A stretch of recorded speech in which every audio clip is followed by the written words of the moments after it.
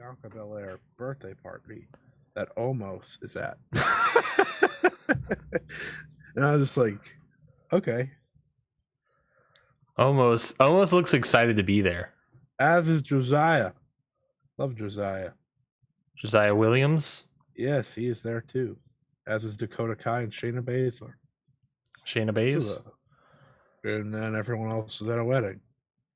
There's a lot of weddings and birthdays and celebrations happening this past weekend. You're very quiet. Wait, I have to turn it up. Never mind. I forgot to ask this before the show. Basically, we have three promotions to talk about: WWE, AEW, New Japan. What order do you want to talk about them?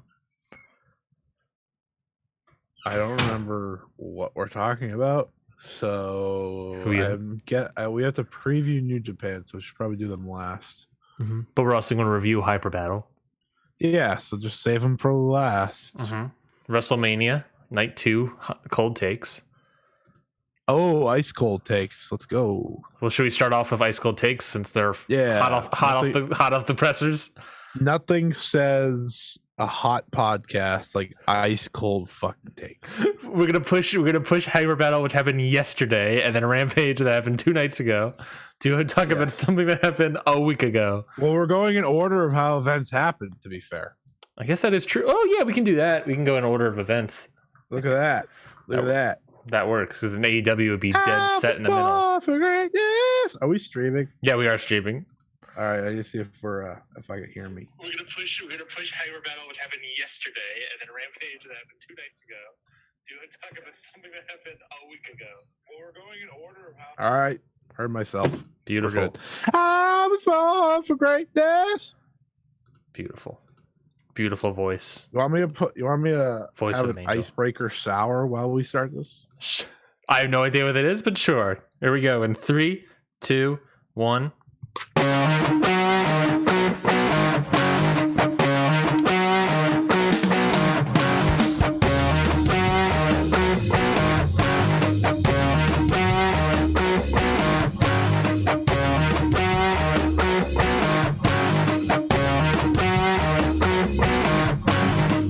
Everybody, and welcome to Ring Post Radio, the only podcast that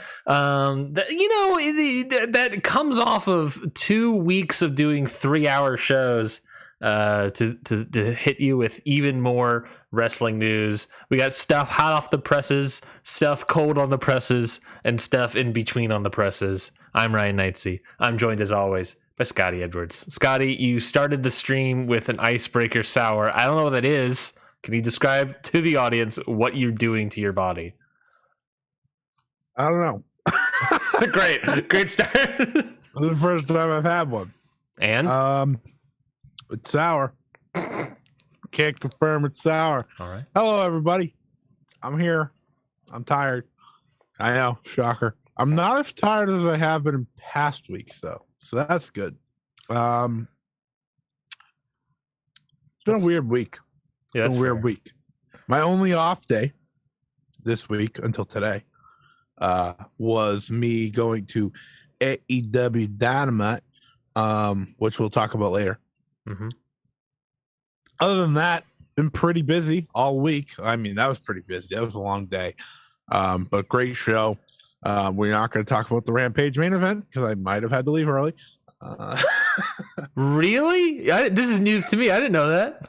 Yeah. Wait 1 second. Fixing my arm on my all right, cool.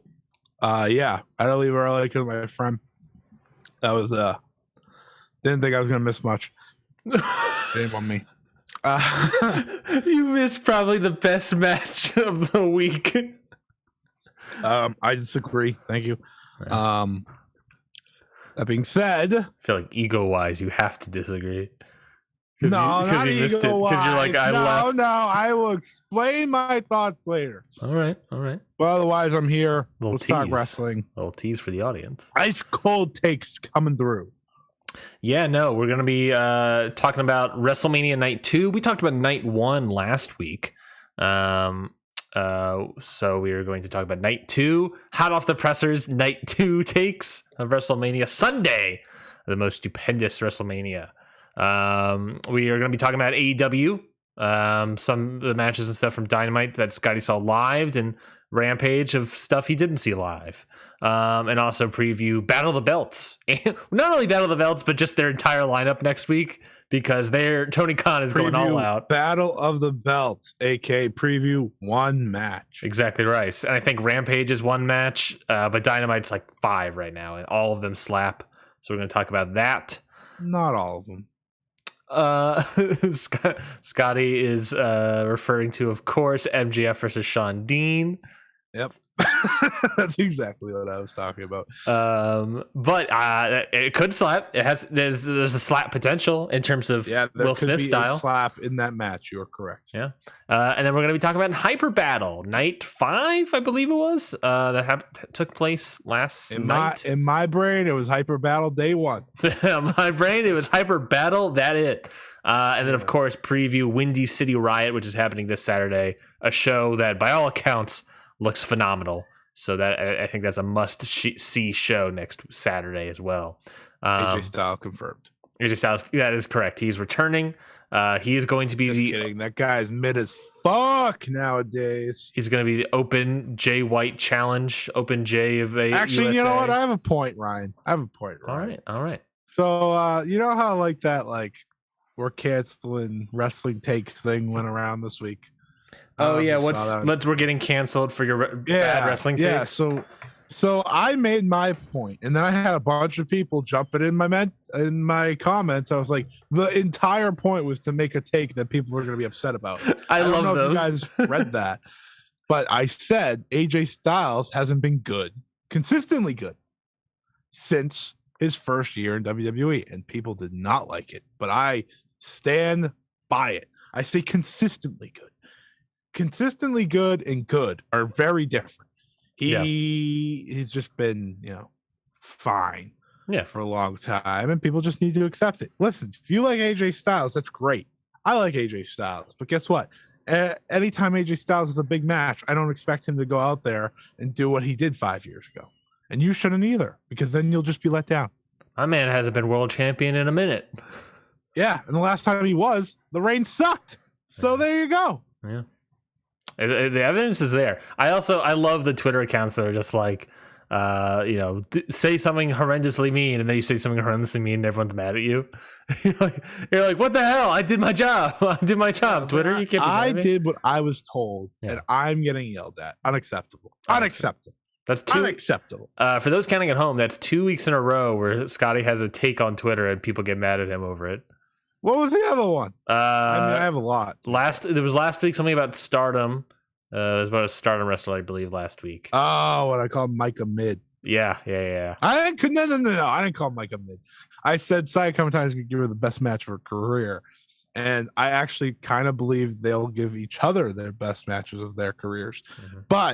But I don't actually mean Micah mid is mid. She's very good at wrestling. Yeah, no, she is very good at wrestling. You just her and AJ Styles though, mid as fuck. So you're saying, just to clarify, Micah is less mid than AJ Styles. Micah is not mid. Okay, I was trying to catch you in a lie. I was trying to catch you, and Micah you is saved. Not mid. I like Micah. You saved yourself from defeat. Just not as good as other people in my brain, but that's okay, because there's a lot of good wrestlers out there. That's true. That is all your Stardom talk for this week. You're welcome. Speaking of bad wrestlers, someone got released from NXT earlier this week, or like this week. That was this week. I can't. You know what people are talking about is how the NXT champions just happened to relinquish the titles. That was wild to me. Yeah, just out of nowhere, just NXT's like, ooh, Instagram content. Here we go. Let's announce the NXT Tag Team Champions have relinquished the titles. Who are the NXT Tag Team Champions? NXT. Who? Oh, it looks like we have a little Men in Black mind wipe situation happening here. But in case you need to know what is happening, for whatever reason, if you live under a rock, Nash Carter is one half of MSK and one half of the NXT Tag Team Champions no longer, who won the titles at Stand Up Deliver last week, was released by WWE Wednesday, April 6th. it was believed at the time that there was this all revolved around accusations from his wife, Kimberly. But it looks like, as reported by Dave Meltzer, that in fact the issue was a photo that Nash Carter took years ago with him having shaved himself a Hitler mustache and posing with the arm outstretched and everything. Not funny, horrendously bad, but he did the whole shebang. Did the whole thing. Back on that one. No. Not great. Not great. I think that goes without saying. It's a shame. It's a shame because I don't know about you, Ryan, but I enjoyed MSK. I thought they're, kind of one of the best tag teams really in wrestling. Even in the current NXT, they still were able to have very good matches. But even more so, it's a shame for Wesley, Desmond Xavier. Yeah. Because now he needs to figure out what he's going to do in a world where he was brought in as a tag team and he was tag team champions. And now he has lost pretty much all that and has to figure it out. So that's who I feel most bad for. Me too. Because, if you look at the Rascals as a whole, all four of them, he was always my favorite. I always thought he was just excellent. Who, Wesley? Wesley, Desmond Xavier, or whatever you want to call him. I always just thought he was, fantastic in the ring, and I think it shows anytime he wrestles. So I'm hopeful maybe he gets a singles run, maybe in the North American title division, because I think he would be great in that. I just hope he doesn't have to lose his job because of his dumbass friend.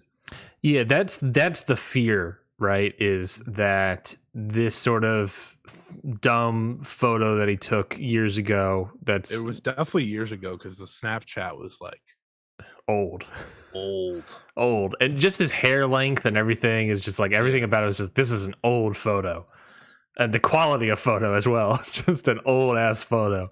But it happened. And whether it was a joke or not, not a funny joke to do. No. Or not a funny joke to take a picture of and send to people, you freaking idiot. The concern, of course, is surrounding Wes Lee, because it is like, hopefully he hasn't seemingly lost his job over this because of his tag partner. Sucks so much. Which has happened to other people in the past in this company. Sometimes it takes a little longer. That's why I'm still a bit nervous. That's fair.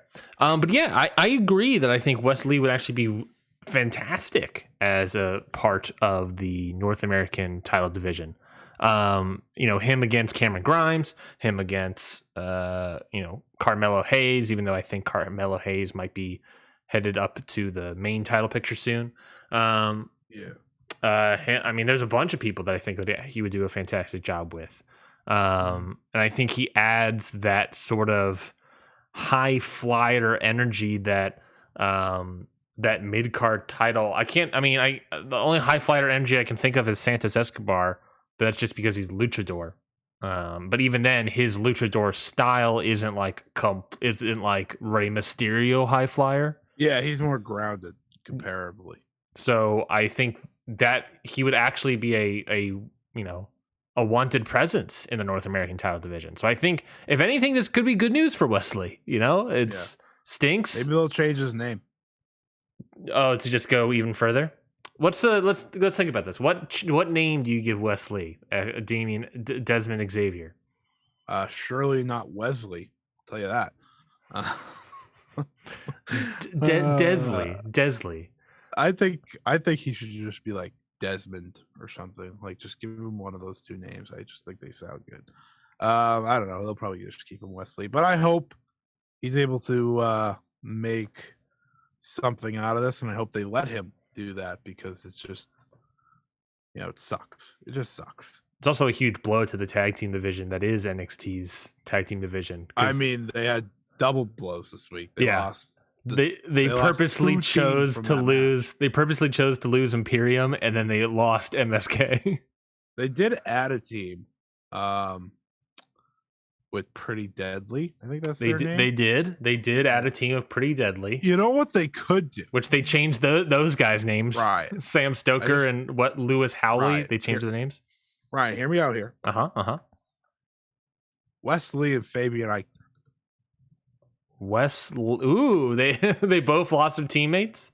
Yeah, they both kind of just for different reasons. But I can see that work if they don't get singles runs, even though I think they're both good enough to do so.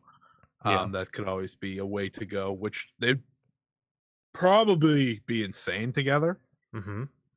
I thought they were the best members of their teams anyways, so I'm looking at the NXT roster right now and trying to see if in fact no, don't do that to yourself. There is somebody that can step up and be a new tag team. I mean, they're just going to bring up and showcase more like Malik Blade and Idris Enofe and showcase more Chase U. Where's Odyssey Jones? Whatever happened to Odyssey Jones? He got hurt and canceled. He got canceled? Yeah, he said something transphobic. Oh, great.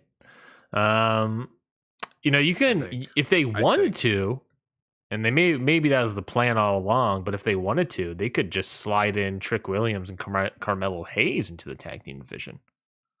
They could do that. It helps that you bring in Pretty Deadly. It definitely helps there. Because I tweeted out, I was like, I saw them wrestle a good match once. I think I've only seen them wrestle twice. Same. And they were both against Mustache Mountain. So there you go. I don't know what they do in the tag team division. I mean, the Creed brothers obviously feel pretty legitimate. They're probably going to toss what's his name, Grayson Waller and Big Tall Guy in there. They could do that. That's not a bad idea either. Yeah, but that's another. Well, that was going to be what they were doing this week on NXT, weren't they? Wasn't it going to be NSK versus those two? This upcoming week, titles. I believe it was. Yeah. So there you go. There's another team to add in. But yeah, they'll figure it out. I just hope the best for Wesley in such a crappy situation, and also Wesley and Fabian Eichner. I'm just saying, it would be good. It would be good. Great. It would be a great tag team. Fabian Eichner's outstanding. Let's move on. Let's talk about WrestleMania Night 2 Sunday. You want to talk about Gunther?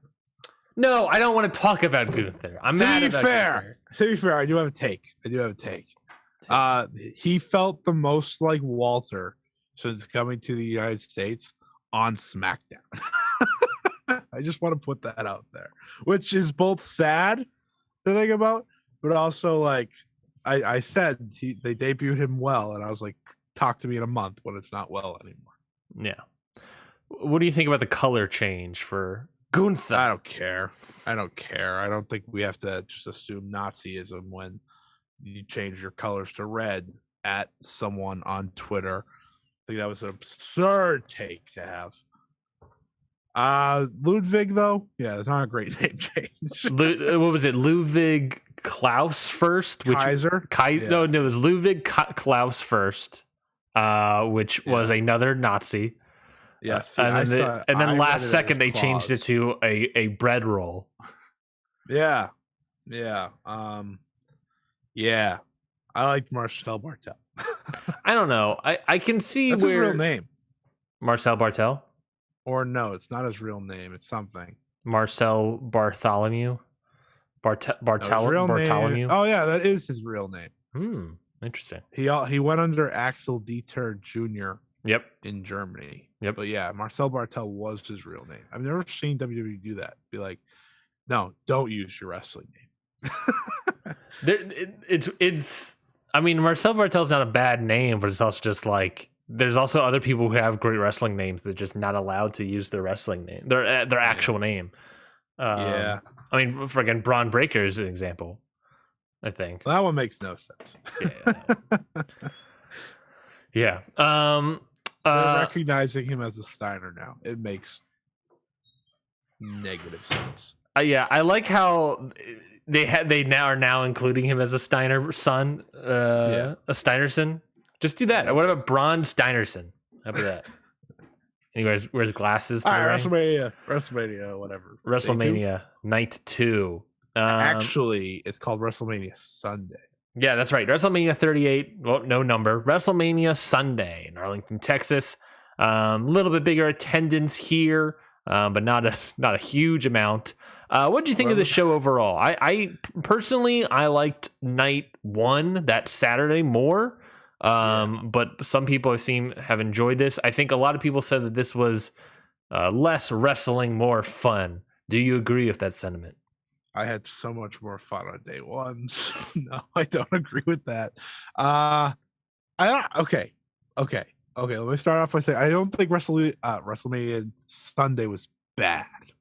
That's my best way to start. I don't think it was bad, but it was nowhere close to day 1. It was nowhere close to WrestleMania Saturday, and I didn't really expect it to be. All things considered, you had that great women's title match, and then you had the debut of Cody, or re-debut of Cody, and then you had Stone Cold Steve Austin wrestling for the first time in 19 years. So it was pretty much a lose-lose situation for night 2. By the way, all of those were fun. So day 2, WrestleMania Sunday, you got the big main event, and you kind of get everything else. And I think the reason I didn't like it, the reason I didn't like it nearly as much was because of those 3 things on day 1. But I can understand why some people might like this one, and it's because day 1 had so much filler comparably to start the show. And this one, I guess, didn't have as much, because you had the first match, which was really good, the tag team title match. You had Sami Zayn, Johnny Knoxville, which was just, if you went into it not taking it seriously, you had a lot of fun. You had that abomination known as Edge versus AJ Styles. But I'm sure some people enjoyed that. I saw someone call it a technical masterpiece. They can be as wrong as they want. You had the Pat McAfee stuff, which I thought the initial match was fantastically done. He is just such a mega star, and we'll get to that. And then you had the main event. So I can understand where people are coming from, because there was a lot less filler in terms of entertainment. But WrestleMania Saturday runs away with it for me. Yeah, I completely agree. I think WrestleMania Saturday is just a top-down better card. I just made WrestleMania Sunday so much better in my head than I thought. Holy shit! I forgot the Pat McAfee stuff, which I actually enjoyed. Well, up to a point. 2/3 of it. Up to a specific point. It is what it is. I think, if anything, it's like very emblematic of the type of wrestling fan out there, is like, look, which, if that's what WrestleMania, they want to do with WrestleMania, I'm okay with that. If they want to have one night be like for the wrestling fans, another night be for the sports entertainment fans, then, do your thing, I guess. You're making the money no matter what. And this night definitely felt more like sports entertainment fan than anything else, if that makes sense. Yeah, no match got close to the 2 that I enjoyed from day 1. Yeah, three. I'll say 3. I'll include the Stone Cold KO match in there, even though it was just a brawl. Yeah, I would definitely agree with that. Did you see that report this week where Stone Cold trained and he was like, "Yeah, we can do it"? And I was like, so what you're saying is he just said, "Yeah, you can ring the bell." and then it was the same thing. You can ring the bell, and then I can pin the guy afterwards. Okay, why not? Who cares? Yeah. Who cares? Sure. Well, let's start off with WrestleMania 38 Sunday. We had starting off the show, which I think was, to me, easily the best match in the entire show. The Raw Tag Team title match. RK Bro, Randy Orton, and Riddle defend the titles and successfully defend the titles against Alpha Academy, Chad Gable, and Otis, and the Street Profits, the team of Angelo Dawkins and Montez Ford. I was actually really looking forward to this match going into it, so I'm happy that, one, they kicked it off with it. It's like the perfect opening match for a big show like this. and 2, it was just really good. It was really good. These tag teams are great. Sometimes you forget that WWE can put on good tag team wrestling. I mean, there was a lot of great tag team wrestling this week, so this one definitely falls under the radar, tag team wise, but I thought it was really good. Randy and Riddle are so good together. Randy Orton, let me tell you, man, he is really good in this tag team. Like, I really enjoy what he's doing. I think he is too, which is why I'm probably enjoying it, because when Randy Orton's having a good time, he can be a lot more entertaining. Yeah. So that was really good. The only thing that surprised me here is that I really thought they were going to do the frog splash into an RKO spot. They still have not done it. The Montez Ford. I don't know if you can do it, because it's insane to think about, but I feel like that's a spot you want to try. I feel like they don't want to do it because it would probably hurt.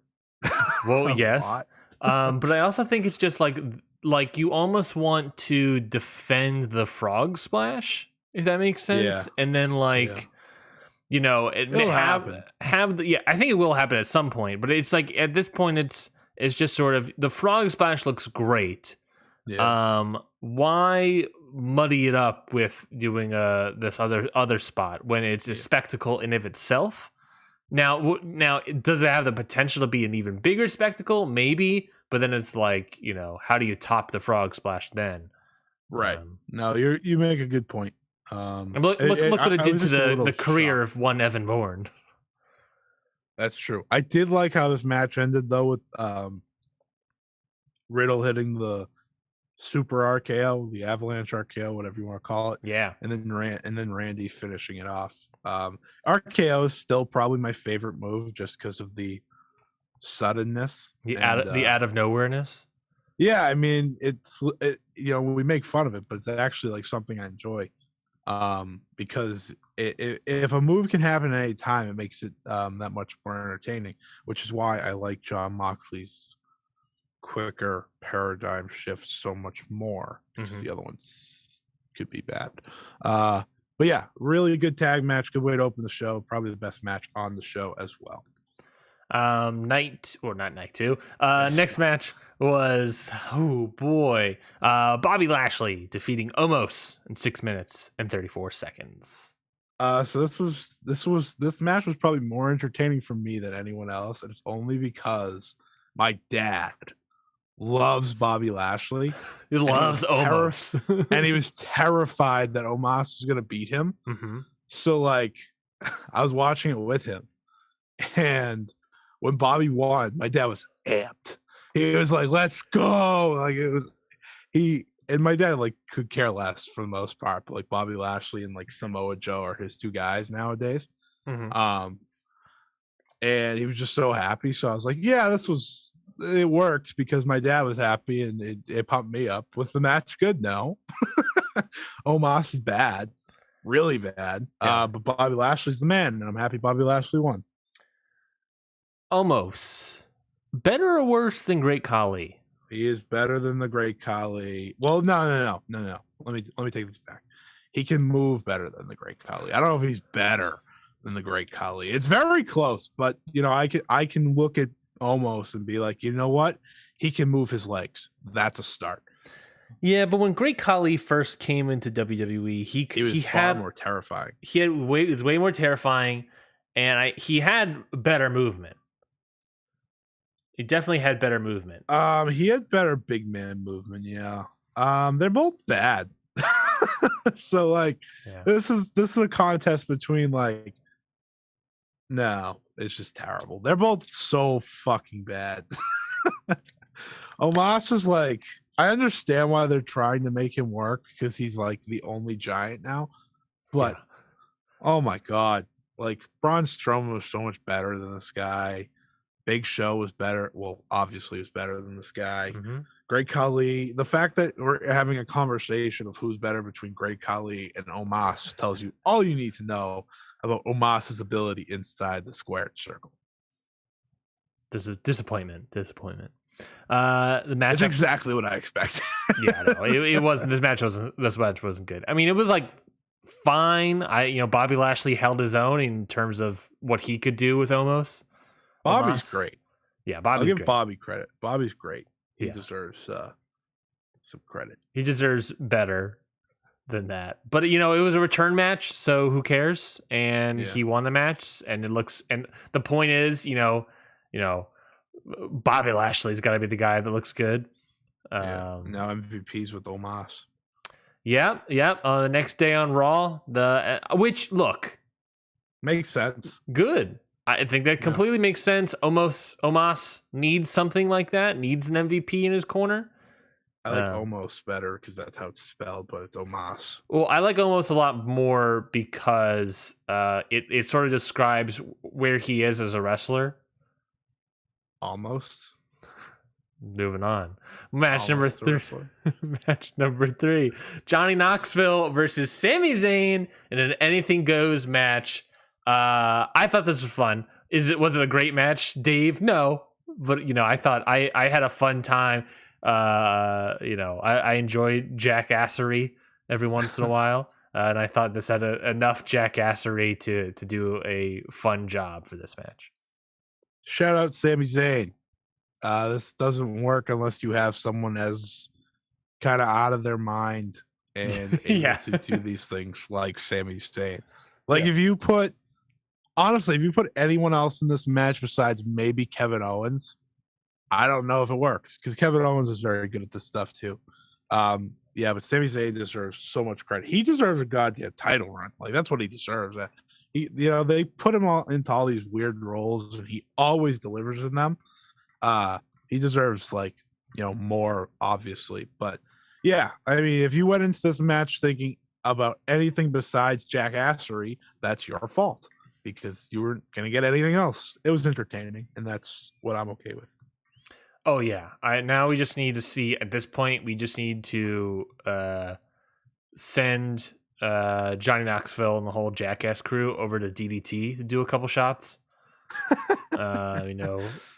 Go against the Dandy and just rule ass in the DDT for a little bit. I think that would be great. I think they have a couple matches, a couple series of matches in stores for them. And to the Japanese audience. Yeah, Sami Zayn hit some of them pretty stiff. I noticed. I was like, that boot to Wee Man.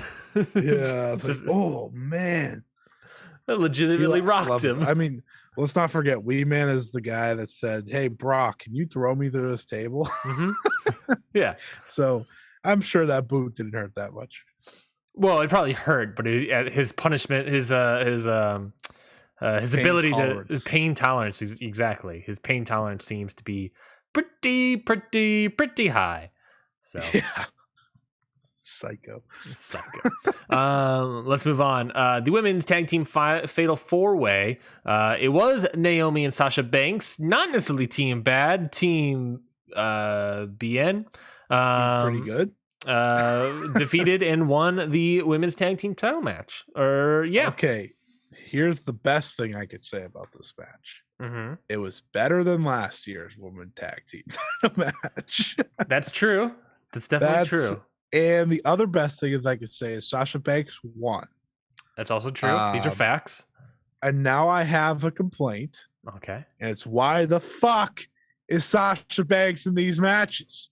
I don't know if they know that. I do know that they don't know this. Sasha Banks is probably your biggest women's star not named Ronda Rousey. And when I say probably, I mean she absolutely is. She is. She's bigger than Becky because she's more known worldwide because of her roles in, Mandalorian and whatnot. She's also just the best one. She is the best women's wrestler on this roster. I think she's maybe the best wrestler on this roster in ring right now, all things considered. Because guess what, guys? AJ Styles isn't AJ Styles anymore. Yeah, I'm going to keep putting that out there until people know it. So I just sit here. I'm like, why couldn't you just do, Sasha Banks versus Rhea Ripley or Sasha Banks versus Naomi or Sasha Banks in any singles match and then just do this as a 3-way? Would it have really taken time away from your shows if you didn't do, I don't know, Baron Corbin versus Drew McIntyre and just change that into something else? I was just sitting here watching this match and I was like, it's clear how much better she is than all of these people because anytime she's in the ring, the match feels a little connected. Anytime she's out of the ring, it's just exactly what you expect. And that's not a shot at like the likes of Rhea Ripley or Liv Morgan, or Naomi or Shayna. Like I think Shayna's great. Could have did Shayna versus Sasha. I think that would have been a really good match on WrestleMania. It frustrated me because I was like, man, she just deserves so much better. And her first WrestleMania win shouldn't have had to be a tag team title win with Naomi of all. No, that's no offense to Naomi, but in the terms of Sasha Banks' career, it should have been someone else if she was going to get her first win with someone. Yeah, it's The match was meh at best, by the way. I thought the match was fine. I for what it was, I think the match was fine. It's exactly what you expect. Yeah.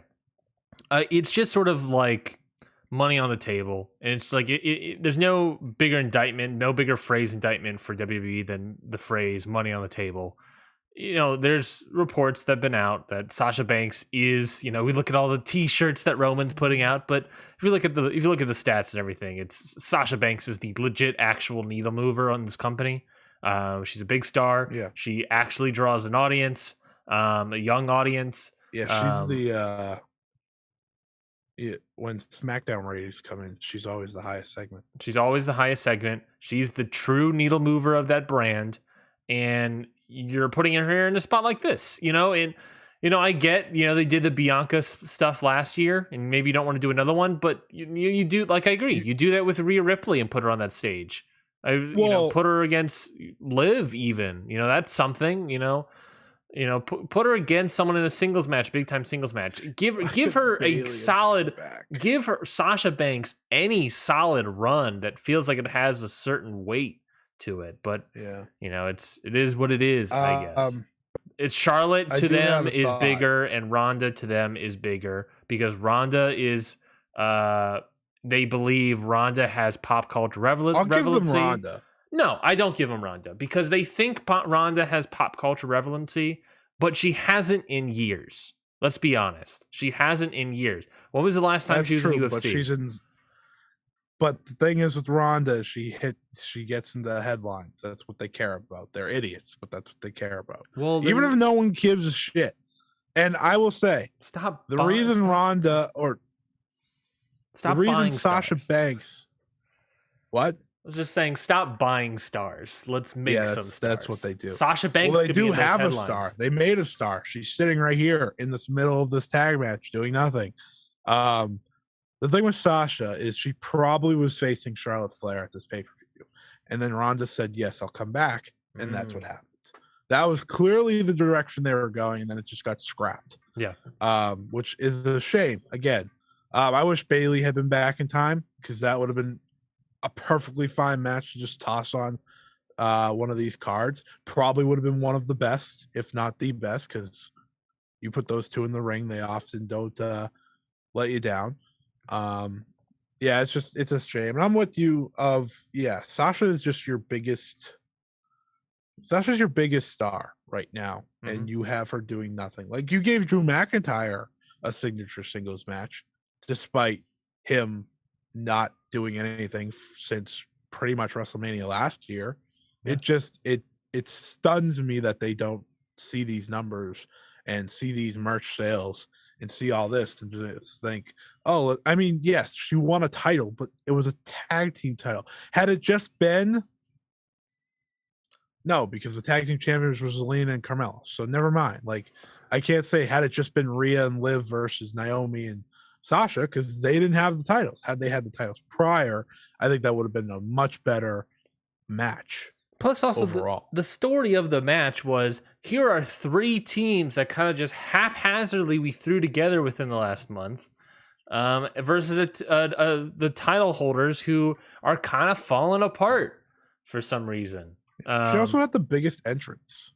Yeah, for a tag title match, she had a Lamborghini and everything. I was like, "What is happening?" It's frustration.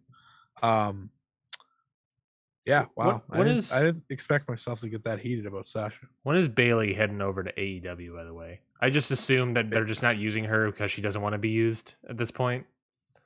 I don't think she'll head over to AEW. Why not? Okay. I don't think she'll leave Sasha. Fine. Bailey and Stardom. Let's do it. I mean, listen, I'm a big person of like, I don't need Gaijins in Stardom anymore. But if we're gonna get the top like choices of like, I need Sasha in Stardom. Like I need like anything because she is that good. Yeah. But I wouldn't say no to Bailey either. Man, it's gonna be such a letdown when Sasha Banks doesn't have a Japan run in her career because she is so good. That's the reason she's so good. She went to train with Meiko Satomura and Sendai Girls, and look at her now. Mm-hmm. Stupid. Now I'm frustrated over the stupid WWE Women's Tag Team title match. None of the wrestlers' faults, by the way. No. I just want to point that out. It's not their fault. Well, let's keep it rolling with AJ Styles versus Edge. I think from that point on to the rest of the show, it's just going to be complaint central for us. I won't have many complaints about the main event. It's just whatever. But this sucked. This was so boring. Yeah. It was so boring. Like the crowd was out minutes. Of it. 25 Well, that's minutes. not shocking. It felt like 25 minutes. It felt longer, actually. The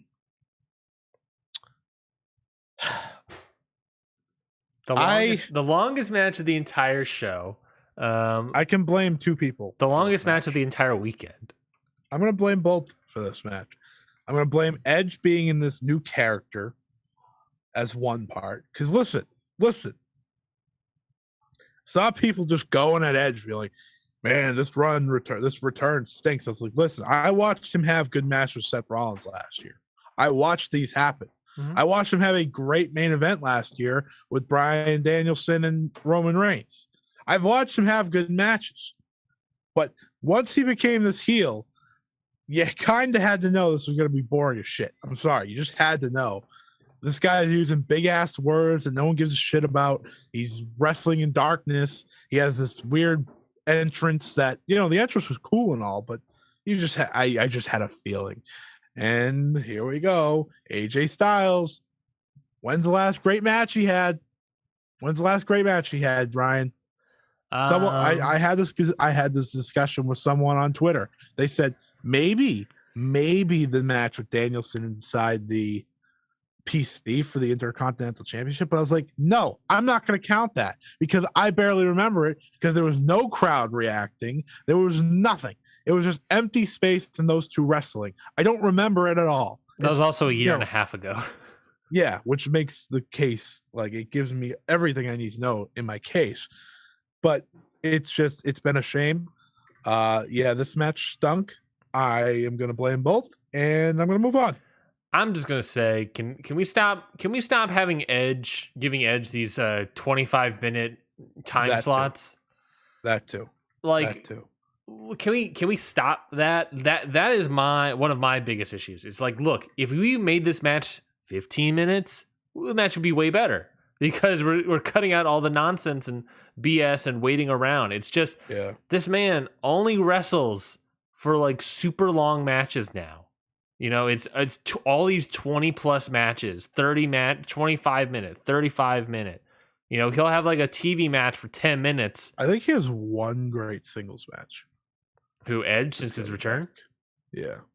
It was the Hell in a Cell. I think that's the only one I'd say was great. A Crown Jewel? Yeah, that was really good. I remember that being really good. I would put my money in saying that his greatest wrestling match ever was probably the Backlash match against Randy Orton.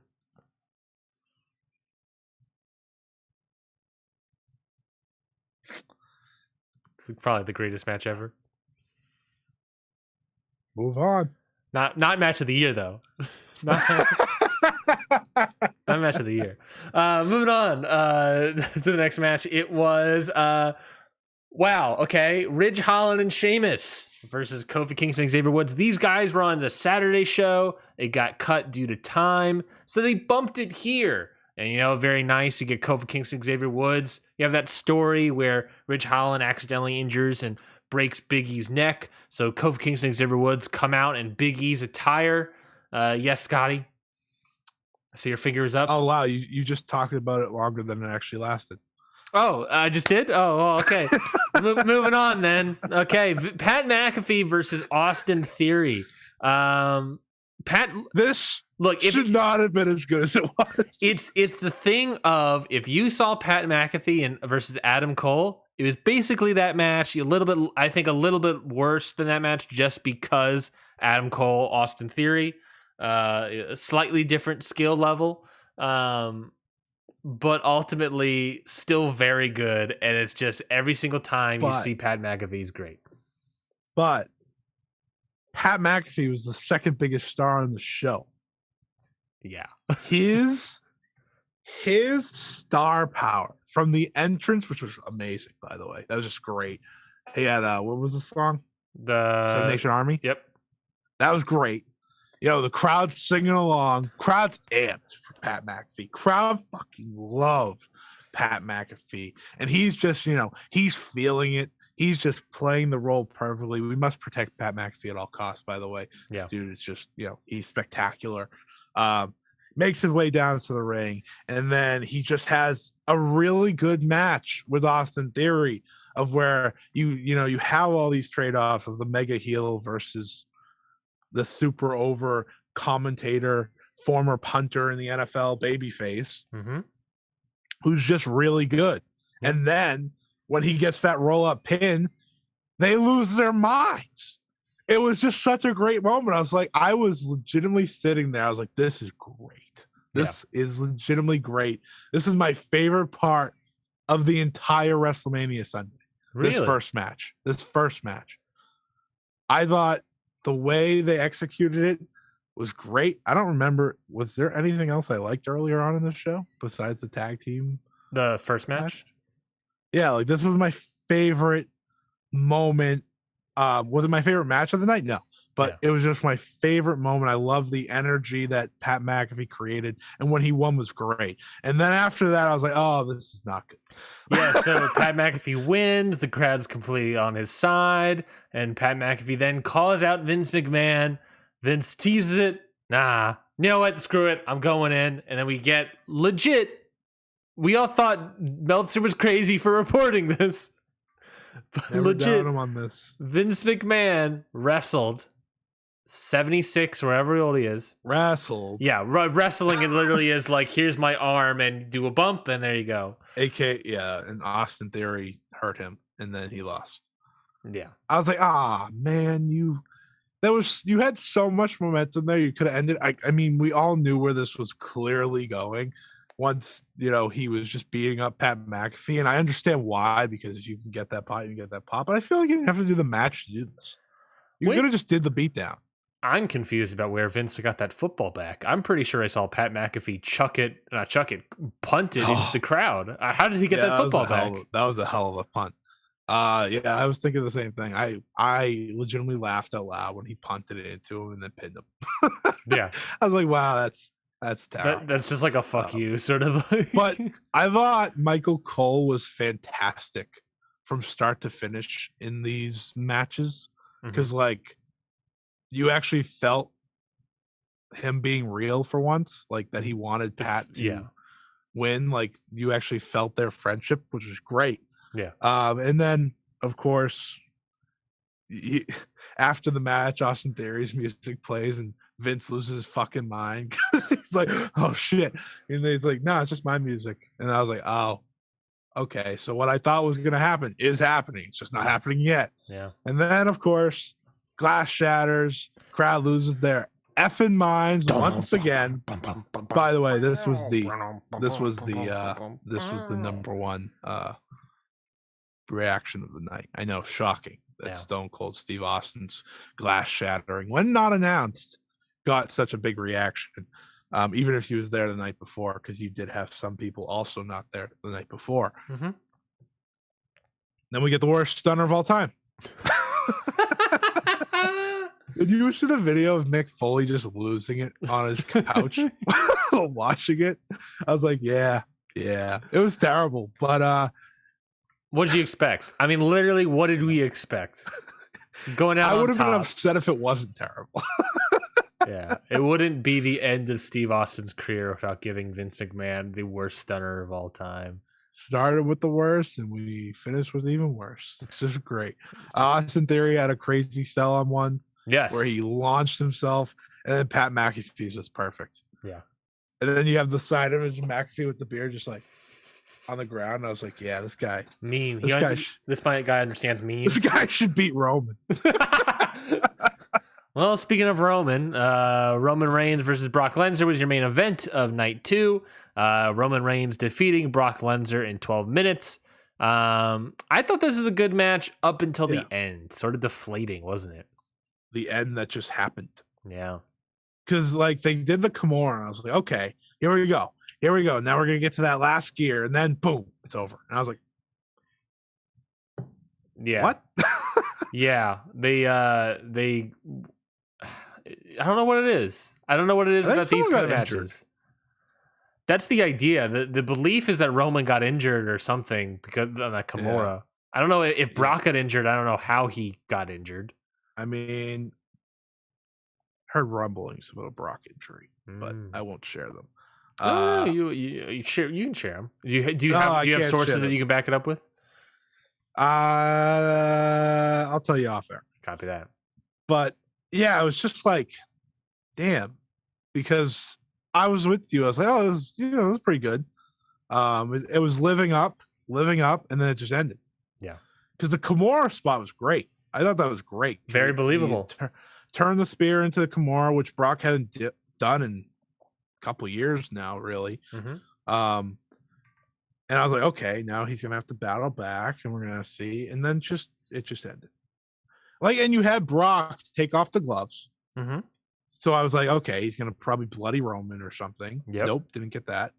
Just, I'm guessing someone got hurt because it was so sudden. I can't imagine that was their call. I hope not. I hope not. It's fine. Whatever. Roman Reigns gets his moment. That's all that mattered in the end, and he got it. Held up both titles. They got the great shot of him holding both titles like this with the fireworks going off. Mm-hmm. Good for them. And yeah, we got a new WWE. Sorry. Unified WWE Universal Champion. The WWE title is official, folks. Yeah. Mm-hmm. And only one person can take them down. No, not Cody Rhodes. No, not Johnny Knoxville. Pat McAfee. The GOAT. Just saying. The GOAT. Pat McAfee's 3 for 3, by the way. 4th match doesn't count. Let's move down the timeline. So you, Scotty, were in attendance for AEW Dynamite and AEW Rampage in Boston, Mass. Can we get a live? I was also live for AEW Dark Elevation. Big boy over here. Layla Hirsch injured her knee within a minute. Really? Shoot. Ooh. First match night. She does a moonsault off the top, lands on her leg, and is down. And I was so sad. I was like, this is not good. This was the first match of the night. That stinks. As she was down, out, match ends due to she just not being able to continue.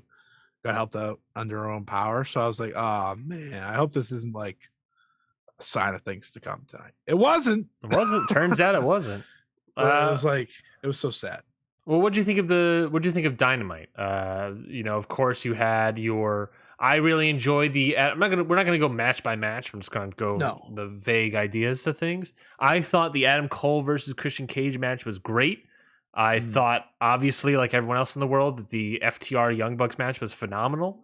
Yeah. And then Samoa Joe did the shmoney dance, and it was great. Yeah, it was a great show. I think great energy. The only thing that didn't have great energy was Sammy Guevara and Ty Conchi. Talk to me. So that was on Rampage, right? That was on both.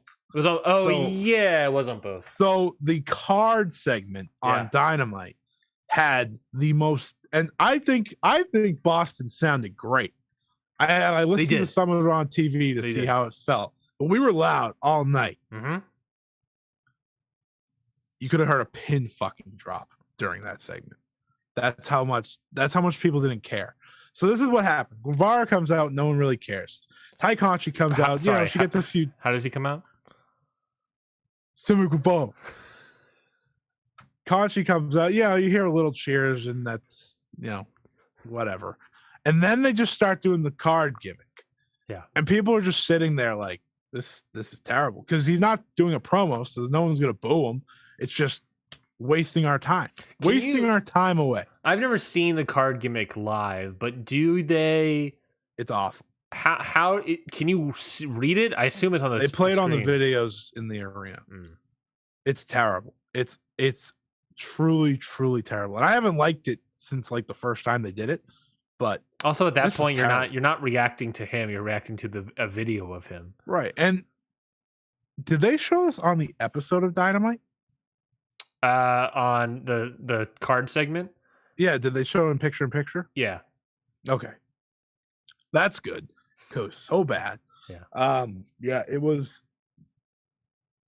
the silence you heard when it was picture was just the same. It was all silence. No one gave a shit. Then he gets booed out of the building on Rampage. So that, Guevara, Kaji, that just turn them heel soon because they're not even like at the Cody level of hatred. I just don't think people like them. I just don't think people like them. I think they're obnoxious. Like Cody was like, okay, we want you to be heel now. This is like, just go away. There's an argument to saying that is heel heat, right? I mean, that is, you don't want. But they're not supposed to have heel heat. Are they? If they're doing the same thing that the Cody Rhodes, they're feuding with Dan Lambert. I know. I'm saying that if they're in the Cody Rhodes, Brandy Rhodes spot, right? But they're not doing Cody Rhodes promos. that's on Sammy Guevara and Ty Conti. Yeah, well, what do you guys want to talk about? You put him into a feud where Sammy Guevara can't my father said. I always like just to go off on a little tangent here, like after the Cody Rhodes thing on Raw. Mm-hmm. I always love how people like so stunned that his dad's like everything to him. Just listen to the fucking song. It's about his dad. Have you listened to this guy speak in any interview for the past 6 years? Just like all he talks about.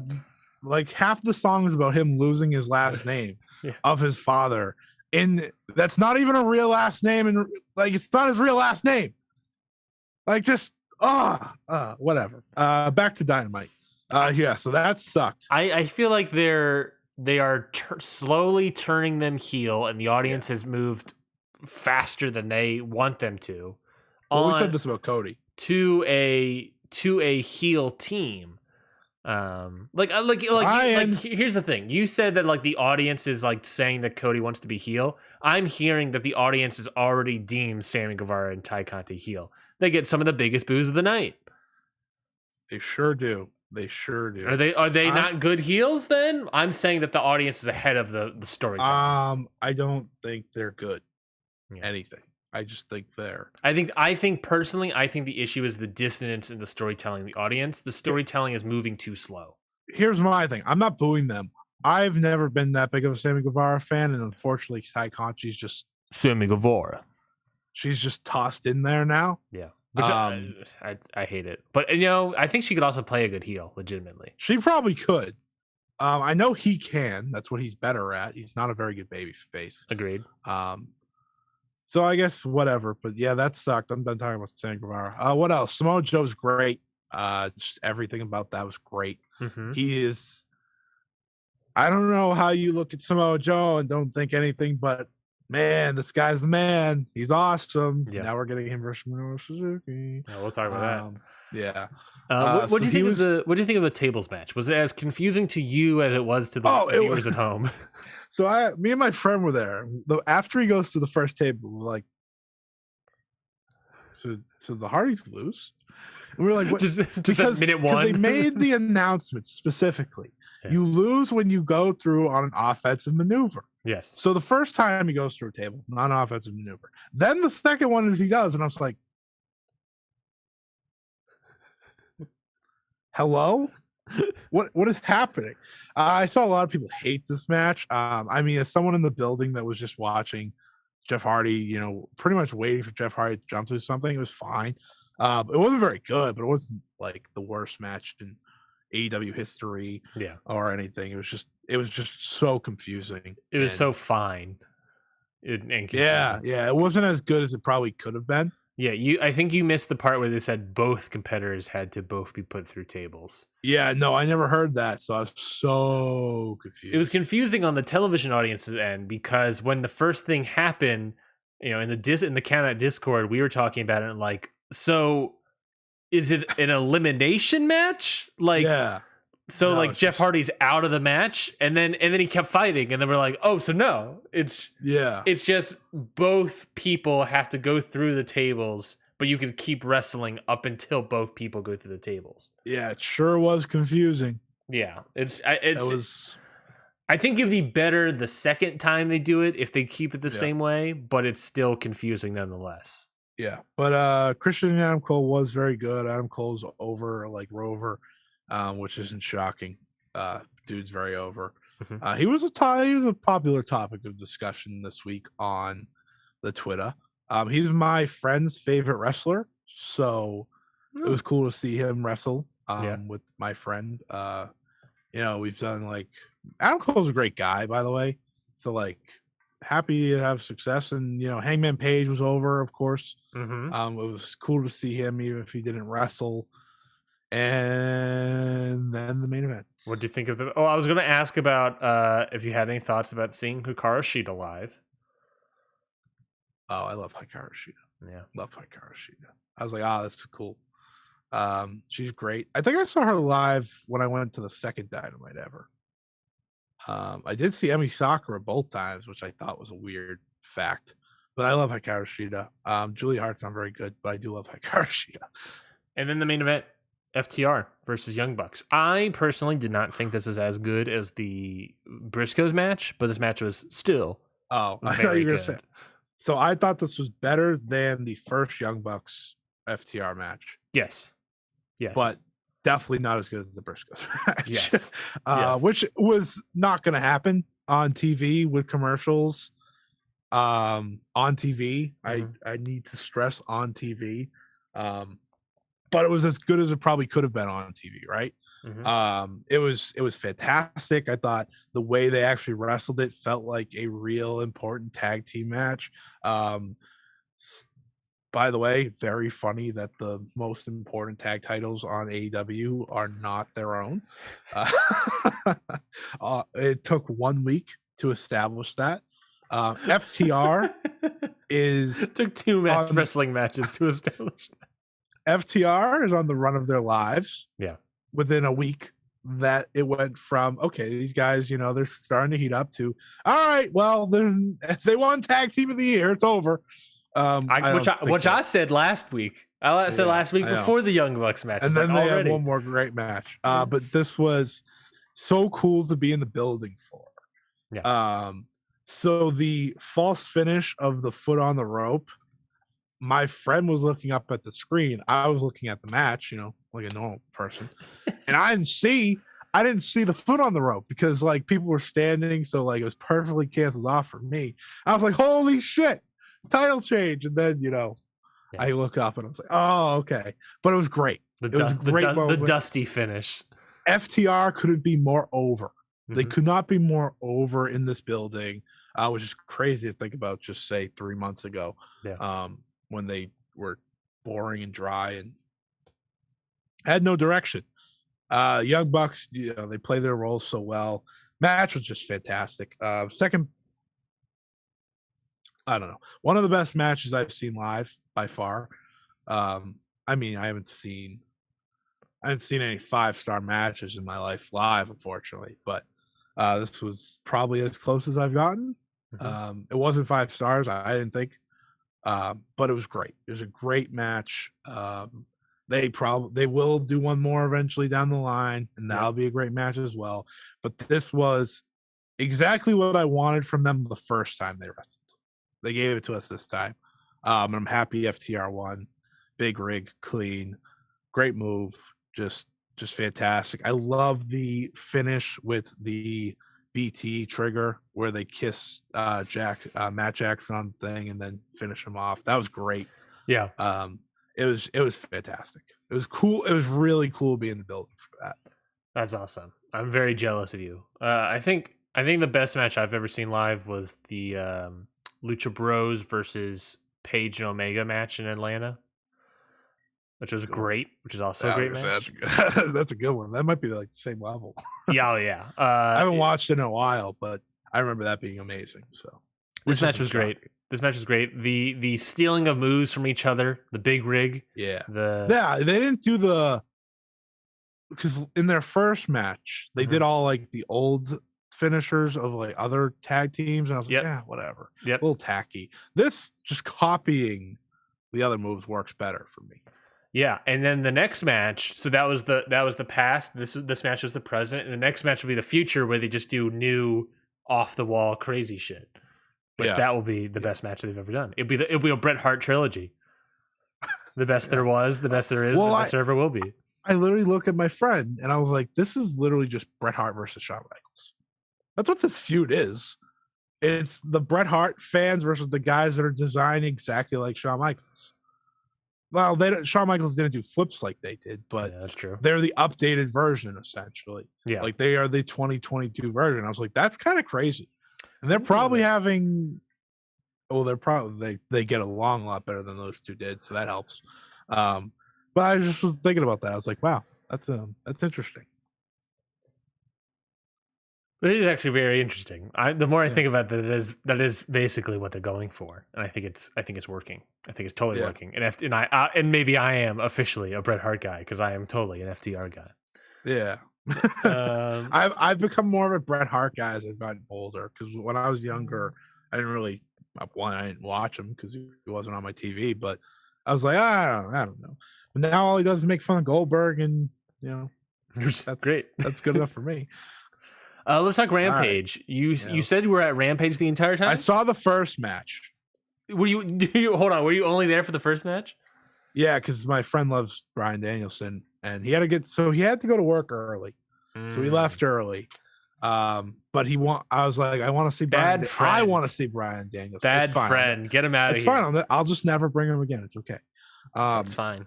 That we can. To be fair, I never expected Moxley and Wheeler Yuta to be what it was. I don't think anyone necessarily expected to be that good. No. Am I upset that I missed it? Absolutely. But I got so much good wrestling in my first show back in over 2 years. Mm-hmm.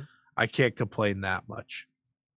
Yeah. I can be upset a little, but I didn't miss a 5-star match. Had that happened, I would be upset. Well, I think it's possible you might have missed a 5-star match.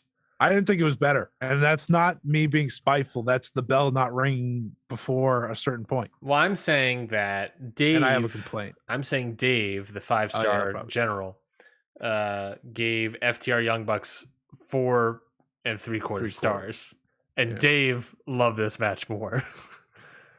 I'm saying that you may have missed a 5-star match. No, that's fine. I mean, I don't care.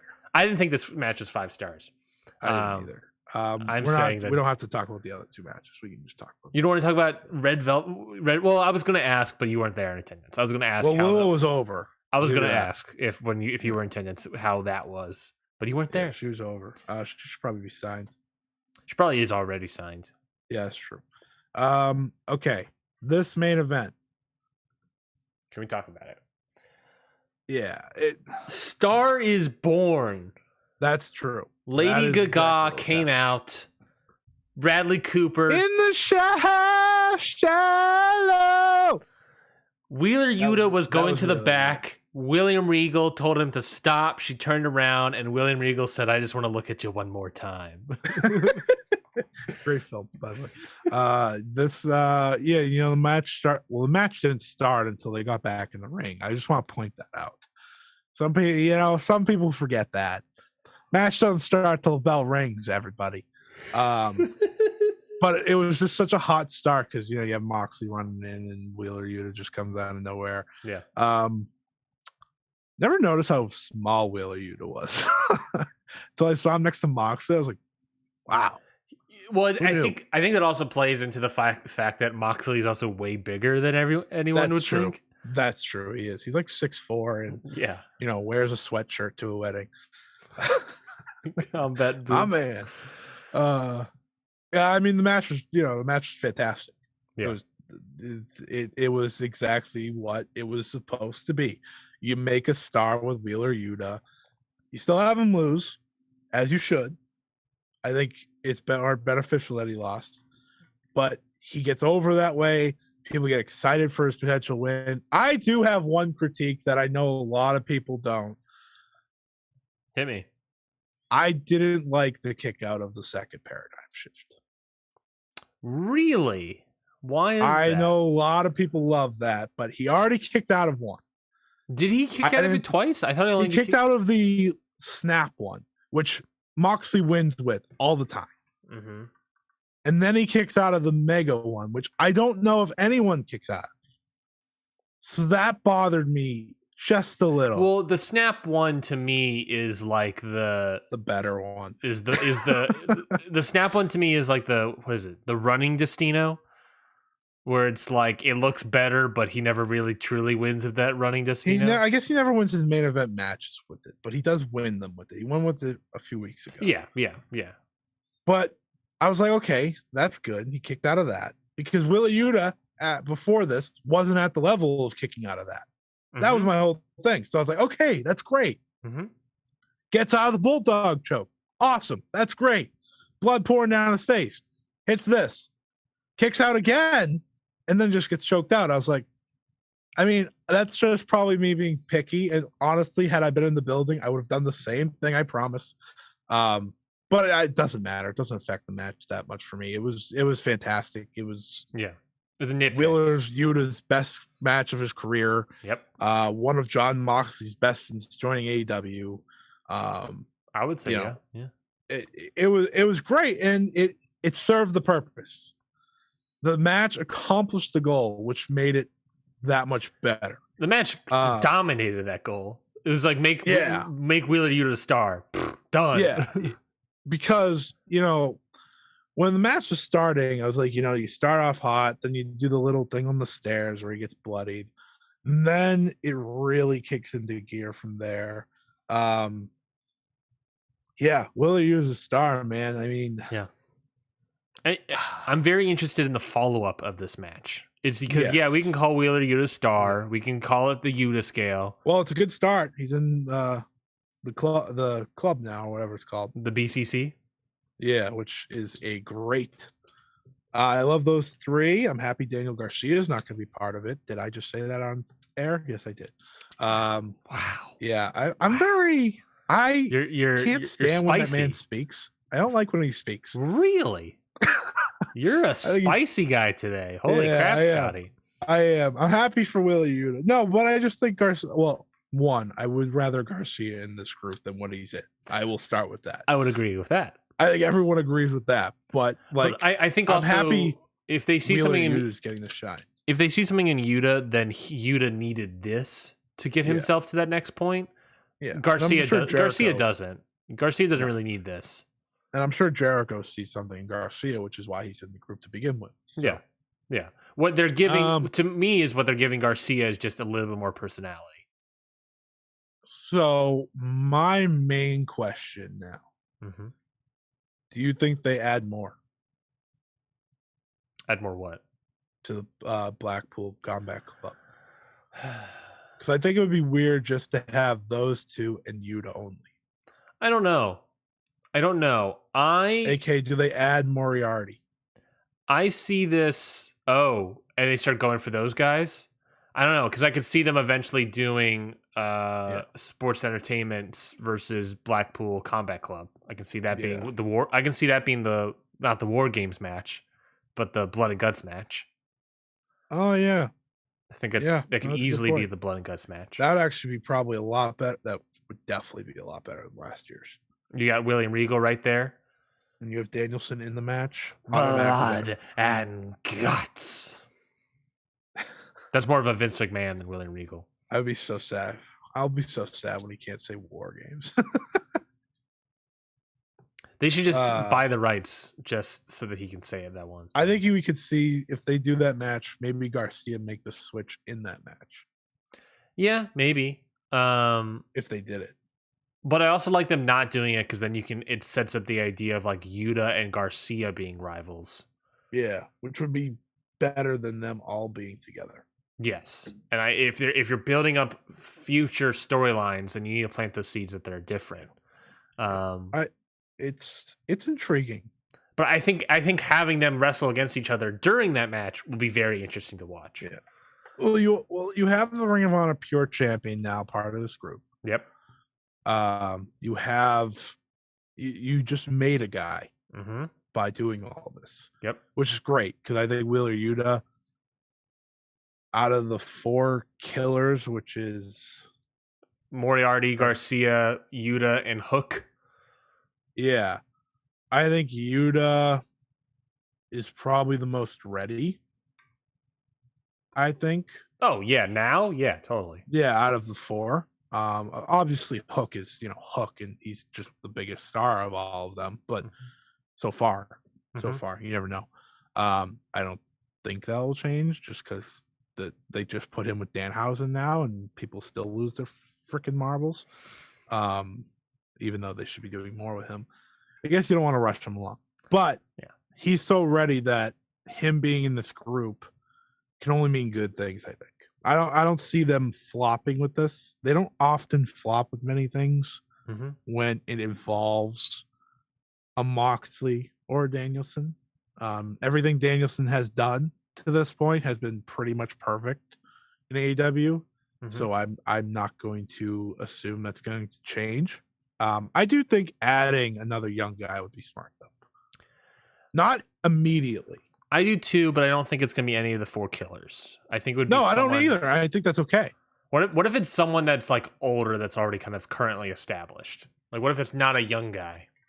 Like the King of Swing? Yeah, we can do the King of Swing. I didn't know how old you were talking because obviously he would fit in with that. I'm looking at the AEW roster right now. I'm trying to think of who would be the best guy. Well, the oldest guy, Billy Gunn. That's why not. I watched Billy Gunn wrestle. That was wild. Do you think you can put who's someone that's not really doing much that could be great in this? Well, there's half the roster. Fuego del or maybe Sol. You had a tag team? A proper tag team? Yeah. The Varsity Blondes? Get out of here. No. Private Party? No. Michael Nakazawa? Miro? No. Miro's not good enough. Nick Camarado.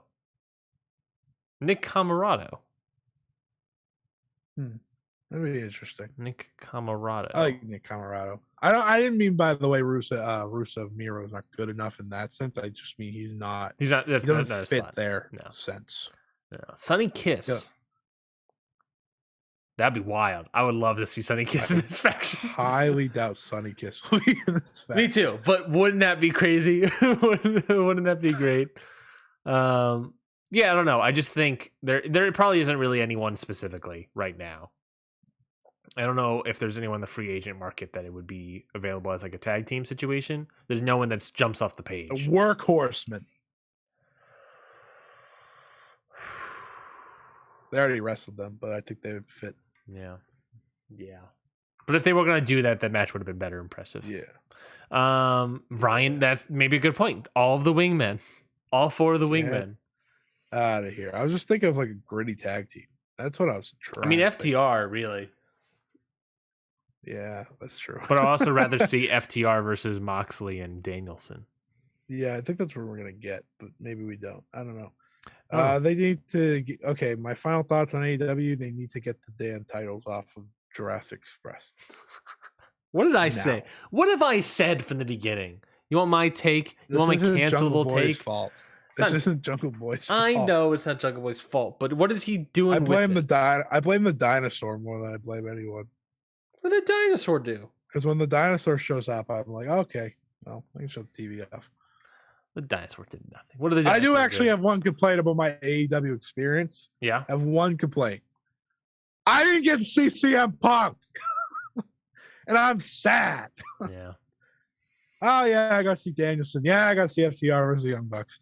I got to see tag matches of the year. I got to see the first AEW appearance of Samoa Joe. Yeah, I got to see all that. I didn't get to see CM Punk. You saw Samoa Joe wrestle post. I did see Samoa Joe wrestle. No, that's true. That is a good point. I did see that. Mm-hmm. I saw Adam Cole versus Christian Cage, but I didn't see CM Punk.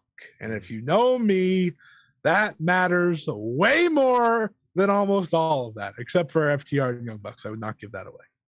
Well, next week you probably will see CM Punk. He's teasing a match. Fuck you, Ryan. He's teasing a match for Dynamite next week. He wants an opponent. Next week we have a bunch of stuff. Dynamite, Rampage, and Battle of the Belts. TK is like the fuse. TK is bringing this up as a huge week next week in New Orleans. This is what happens when you have two rosters in Garland, Texas. Yeah, this is you just toss title matches on all your shows whenever you want now. Whenever you want. So next week we'll have Dynamite, then it'll be Rampage on Friday, and then Battle of the Belts on Saturday. So every title's on the line. Every title, according to him, every title's on the line, which would mean that the AEW World Title is being defended on Friday, Rampage, and then defended again on Saturday, which I doubt. I don't think that what he said is going to be true, but he says it, and he usually, whenever he says something, it turns out to be true. He said the AEW World Title is going to be defended twice. Well, he said every title will be defended at Battle of the Belts. I think he meant on the week. That's what I think. I think that because Battle of the Belts is being taped on Friday night, then every title belt will be defended Friday night. I think that's what he meant. Yeah. But let's talk about some of the matches next week, just because all of these look insane. Keith Lee, Swerve Strickland versus Hobbs and Ricky. Sorry, Powerhouse and Ricky Starks. I'm very excited for this match. I'm very excited. One, Team Taz gets to actually be on Dynamite. What a crazy idea that is. Two, Swerve and Keith Lee get to be on Dynamite. Mm-hmm. I don't think they've been on Dynamite yet in a wrestling match. I know that for a fact they haven't, which is crazy. Keith Lee's debut. Other than that, I was like, I think Keith Lee, but Swerve hasn't. Swerve hasn't wrestled on there. Swerve's great. Powerhouse Hobbs is great. Ricky Stark's great. Keith Lee's great. That's exciting. And that's only like the fifth best AEW match of the week. We also got 6-man tag team action. Eddie Kingston, Santana Ortiz versus the Jericho Appreciation Society. Chris Jericho, Dana Garcia, and Jake Hagar. I'm not looking forward to this match. You're not? This match looks dope as hell. What are you talking about? Jake Hager's in it. So one. Well, who cares? It's one guy out of six. Who cares about Jake Hager? He's in a 6-man, so we're going to see the best of Jake Hager. Tempering expectations. Do you see that promo that they cut? You were there live. It was dope as hell. Of course I saw it. It's great. Eddie Kingston's the man. They're gonna beat their asses. It's gonna be awesome. I hope so, but you're gonna be upset when they lose because of cheating. Insane. Yeah, they will. Yeah, probably. House of Torture, baby. Singles match: MJF versus Shawn Dean. This will probably just be MJF getting his win back from Shawn Dean. I hope he doesn't. I hope he doesn't either. It would be hilarious. But Shawn Dean winning was actually a big.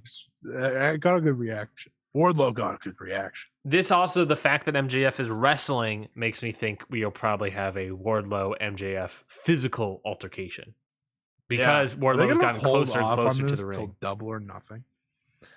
When's Double or Nothing? May? End of May. They could. They can make it. They can make it. It's only another month and a half. I just think you need to do a little more than him running in every week. After a while, you have another week or two of doing it. Well, I think this is the Wednesday that will have the physical altercation. And then after Friday, well, no, we also got an AEW World Tag Team Title match. They're back. Good. Jurassic Express. I hope they change the titles versus Red Dragon. Well, I don't know, because Battle of the Belts is happening that Friday. So, it's... Well, you could just do the rematch. Ooh, yeah. Have them change the titles here, then do the rematch Battle of the Belts. Talk about Jurassic Express for a while, and everyone will be happy. They could do that. And then we also have a Ring of Honor World TV title match. I don't know if this will be the main event because the AEW World Tag Team title should properly be the main event. It'll probably be. This will be the opener, probably. Minoru Suzuki versus Samoa Joe. Boy, howdy. Let's get into it. The week. Get into it. Hasn't even happened yet. Already the boy howdy match of the week.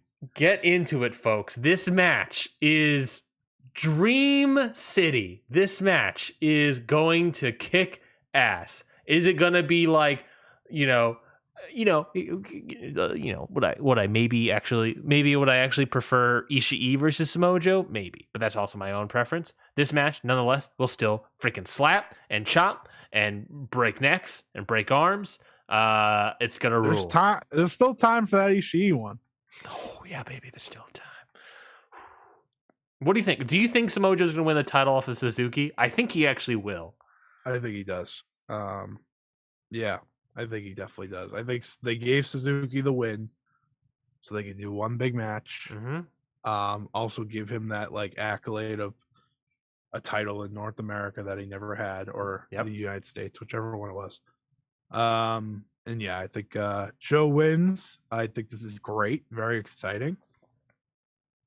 It is interesting though. Because you have Samoa Joe come in and be like, yeah, I want to be world champion. And then you give him the television title. for a different promotion.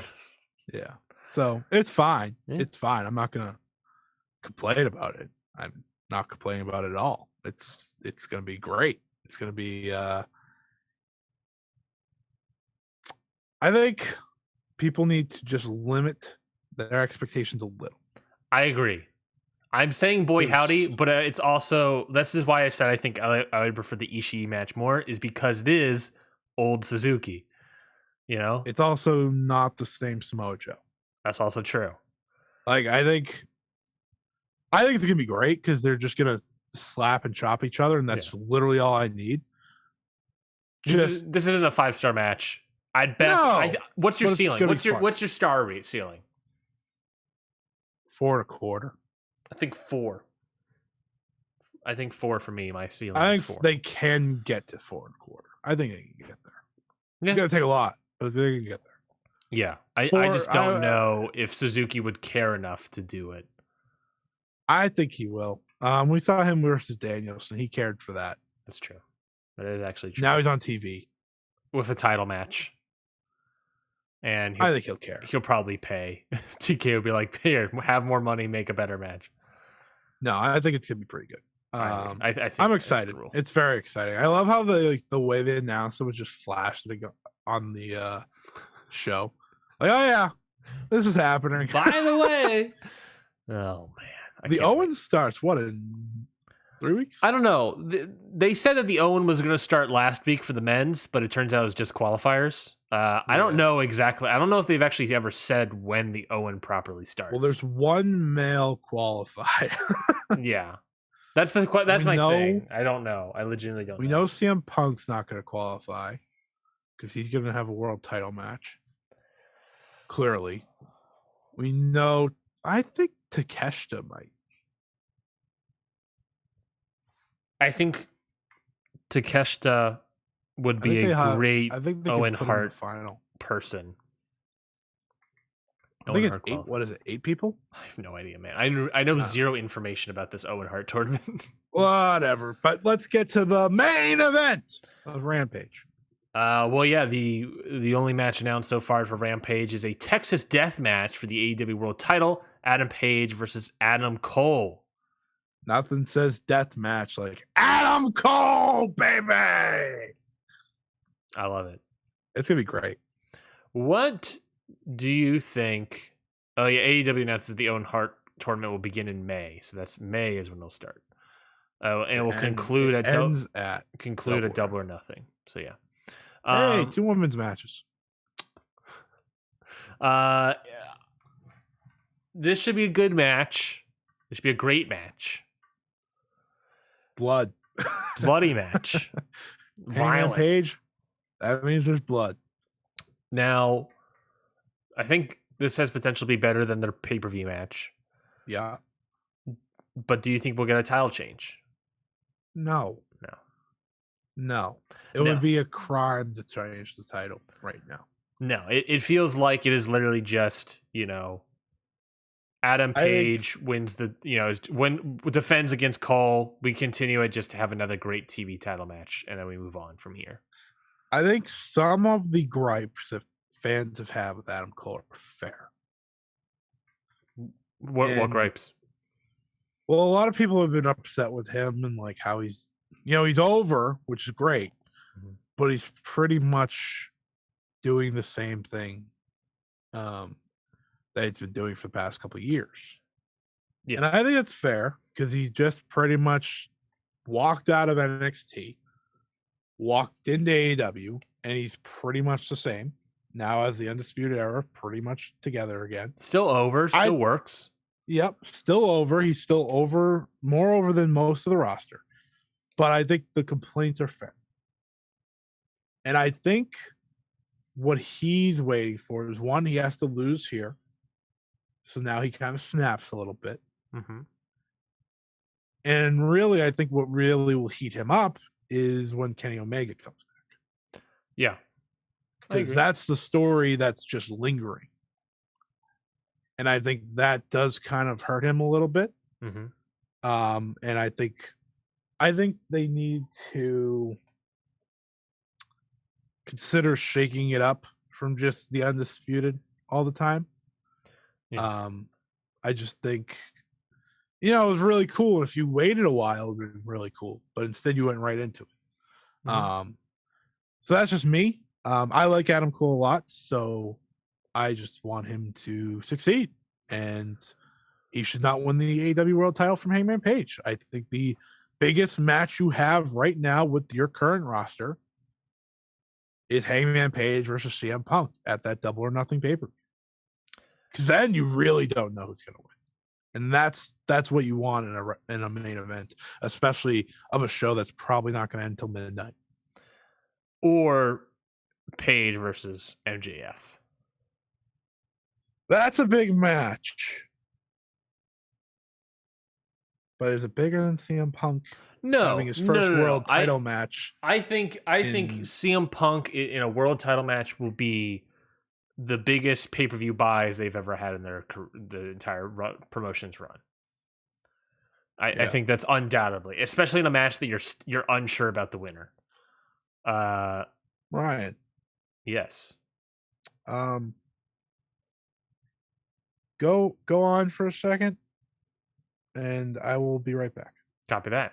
No, I'm back. All right, there we go. I'm done. So Double or Nothing last weekend in May, right? Las Vegas. Capital Collision. Yes, in DC. May 14th. Yes. Kazuchika Okada will be in the United States. Correctamundo. With 2 weeks to go ahead of Double or Nothing. This is correct. Sure feels like if you wanted to do it with Best of the Super Juniors going on. Still happening. This would be a good time for Okada to make his AEW debut. Just saying. Against whom? All you have to do is announce him versus somebody for Double or Nothing. He never has to be on TV. Does it even matter? Well, it does matter. Yeah. But Tony Khan's not going to put him in there with some scrub. I don't know. That's the whole thing. I don't know. I don't. Let's do Kazuchika Okada versus. Was it you and me that had this discussion that said Okada's the biggest star you could bring in right now overall? In the wrestling world? Yeah. To this audience? Yeah, I think so. I think it would have to be Okada. Yeah, probably. I mean, other than like Roman and Brock. Well, that's not happening. I know. So, well, I'm saying, in terms of possibilities, 100% Okada. Yeah. Okay. 100, 1000% Okada. I think you got to do a match. I think you have to. If New Japan's willing to let him stay there that long, Tony Khan's just gotta come on. You don't have to burn the Danielson match. Say if that's the thing. Like New Japan's gonna want that match too. Like you gotta do a balancing act here of like, listen, AEW is gonna want to have one of these matches on their shows. New Japan's gonna want to have one of these matches on their shows. Tanahashi's also in town. So they could set it up at Capital Collision. Here's what you could do.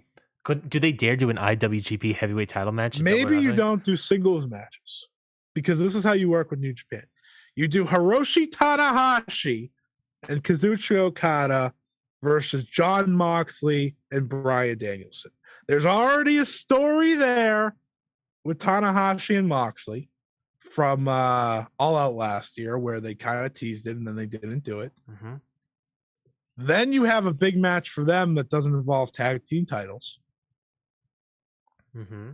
And then New Japan doesn't lose out on one of their big title matches. It's pretty good. It's pretty good. Fits. It just fits. You could also tag team match fits. You could also do somebody that hasn't showed up and still do a singles match, or do two separate singles matches. Which I don't know if they'll do that. That's true. Bryan Danielson should answer Jay White's open challenge. That'd be great. Someone should answer Jay White's open challenge. That's good. What if they? How do you give me a thought process on this? What if Double or Nothing was the New Japan debut of AEW debut of Okada, and then also an AEW debut of another person? What if it was a open challenge? But who? I don't know. Who's available? Cesaro? Okada? Cesaro? I mean, I guess that would work. It'd be weird, but it would work. That'd be great. Oh, I'm trying to think of like, because the guy starting to AEW is going to lose. If it was a singles, that's the thing. I like the tag match idea. Yeah. Because then you could have Danielson beat Tanahashi, and who gives a shit, right? Right. Or you could have Okada beat Moxley, and then who gives a shit? Yeah. Same. In a singles match, will have to be difference. someone that can't lose, and I like the idea of it being Cesaro, because then it's like, great, we have Cesaro in here. That would probably be a great match, and also this is probably all pipe dream. We get none of it. Speaking of pipe dreams, CM Punk versus Kazuchika Okada.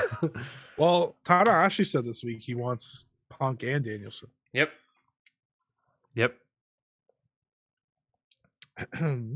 Well, what about that? What about that? Hold on. Here we go. Ready? Tanahashi could be U.S. champion by then. Okada. By the way. Okada versus Danielson. Singles this match. Is not happening on an AEW pay-per-view. Tanahashi versus Punk.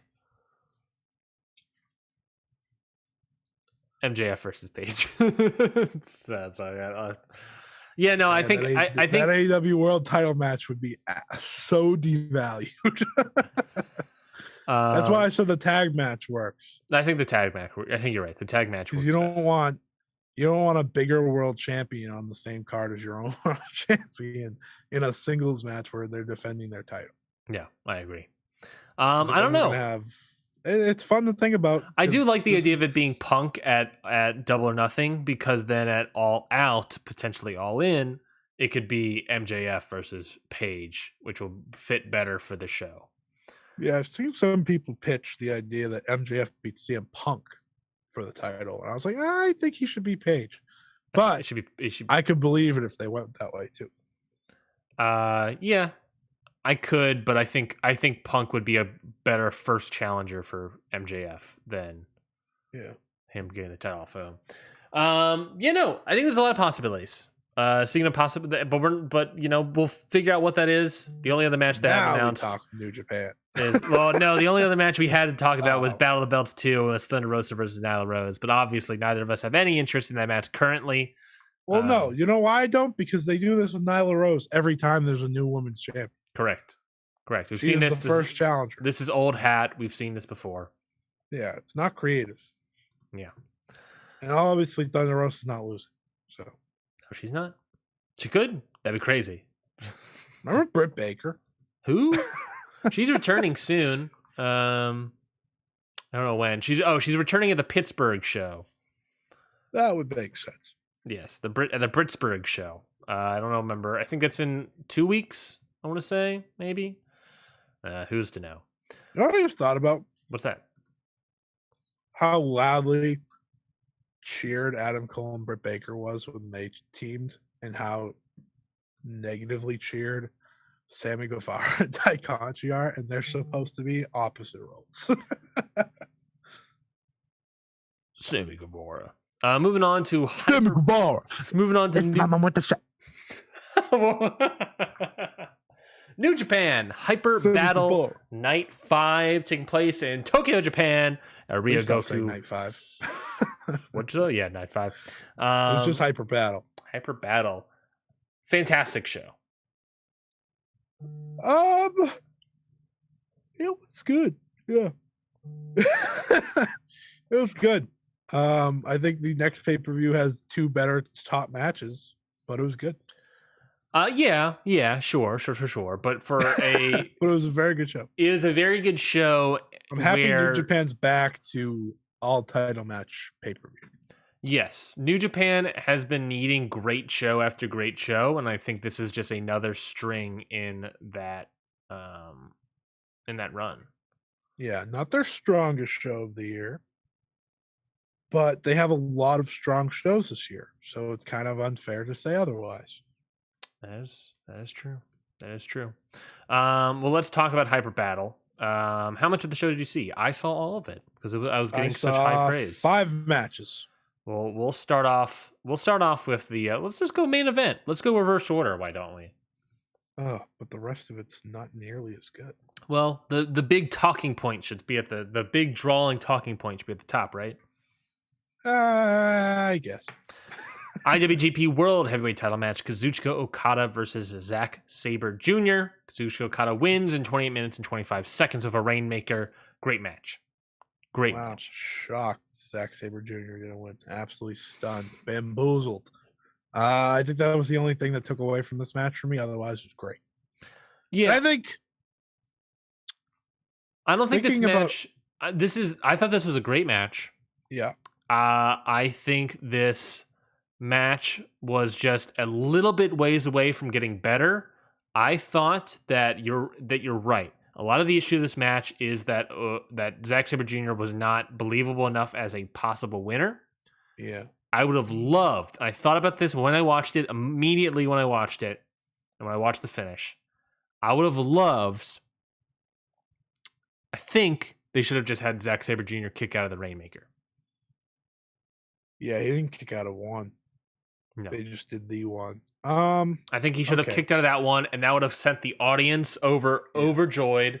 I think they're saving it because the landslide into the Rainmaker's the new finish. Yeah. For Okada, which I love. Yeah. But they're definitely gonna save that kick out for when? For like Dominion? For when he loses, probably. I'm sure. For I don't know when, but I do like the Rainmaker being a little more protected now than it was after a while. That's true. I think I would have had, what I would have done? Maybe have him avoid the Rainmaker after the landslide. I think that would have been a good twist. Because when he hits that landslide, it's over. Like, it's over before he hits that Rainmaker now. Mm-hmm. Which I think that would have been an interesting twist. And I think that's kind of how you can play with it too. Is that in say Naito does it in their final match of the year, one would think. Unless they're in the same G1 blocks, of course. That's possible. But yeah, great match. I think Zach has put it all together. Yeah. This last 4 matches have been great. Yeah, he's a complete performer now. He's not just technical. I mean, he's very physical in there, and that's what I like so much about him now. Like this is the ultimate Zack Sabre Jr. that if you put him in there with Bryan Danielson, they're going to have, a match of the year candidate guaranteed. Because a lot of the time it would have been mostly grappling, and that gets tiring after a while. You need that physicality too. Put him in Blackpool Combat Club. But anyways, he's great. Zack Sabre Jr. is great. Happy he got another big match. Obviously, he wasn't going to win. Another big defense for Okada, and of course, let's run it back, Ryan. One more time. Yeah. I did pop when I watched Naito just walking out with a freaking smirk. He's like, Let's do it again, brother. Do it again. I got you this time at Dominion, baby. Yeah, that was the 3 times. That was the past 2 months. The Naito match versus Okada was the plan for a while now, and now they're doing it again. That hey, it worked. It sells tickets still, so why not keep doing it? I'm just saying when I say that I wish Zack Sabre Jr. I agree that they're probably saving it for the next match and for a bigger opponent like a Naito. I'm just saying that it would have helped this match get more over. Absolutely. But I also can see the idea of, well, you can just save it for the next person. Yeah. Where they do the landslide, then Naito reverses Okada picks him up, reverses the Rainmaker into the Destino, and then a pin, and then 1, 2, 3, oh no, it's kick out. And just because what they did in their first match, which I love, Okada and Naito, love their first match from this year, is they hit the Stardust press. Yep.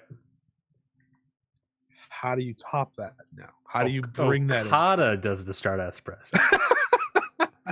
No, I think you're onto it though. He gets hit with the landslide and then he kind of just hits the Destino out of nowhere. I think that's definitely a potential point. Mm-hmm. I'm excited though. I mean, it's Okada Naito. Yeah. And we said this when the first one happened. How many times are we going to get this again? Little did we know it was going to be at least 2 more within 2 months. And I still think that we're also going to have in the G1. I think that's like the opener of the G1 climax too in July. I can definitely see that. And they could split still be 2-2 because I think their series is split all time. Probably. Maybe not. I don't know. Maybe Naito got some wins over Young Lion Okada, which is very possible. Either way, very excited. I don't think anyone says no to Okada versus Naito. No, you can't. Also, as long as it's Naito, still drawing, you keep doing it. Yeah, this was the best T-shirt Naito, by the way, on the show I've seen in forever. I just want to point that out. I was watching him. I was like, get him in the title match. Little did I know they'd actually put him in a title match. Hey, I mean, I should have known because he beat him in the New Japan Cup. But I don't know.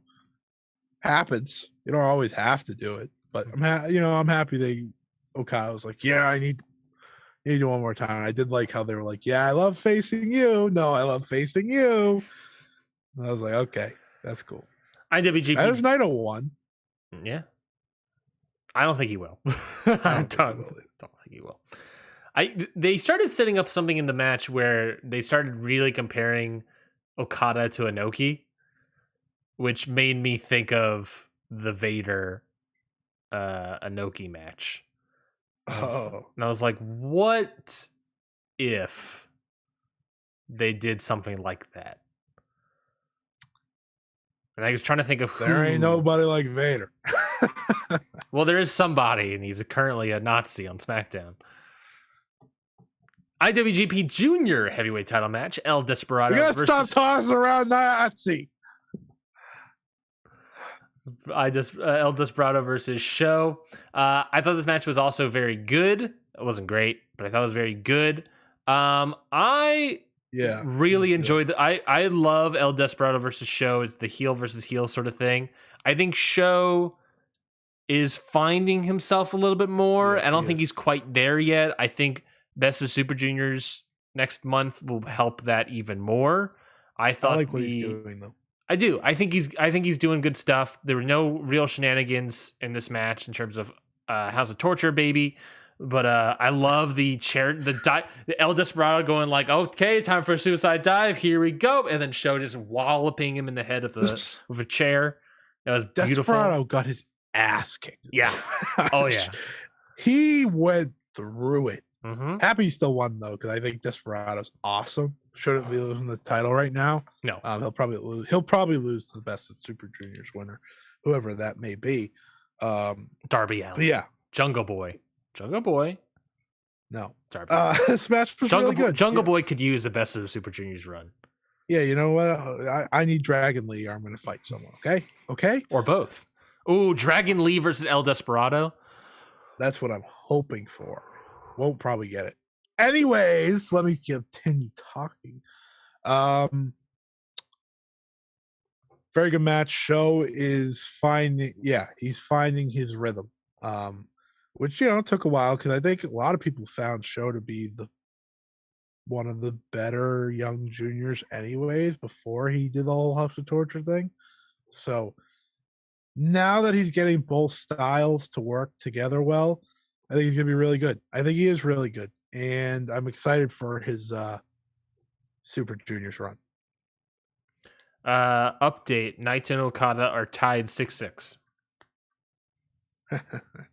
So Okada might win this one, then they'll start with the G1.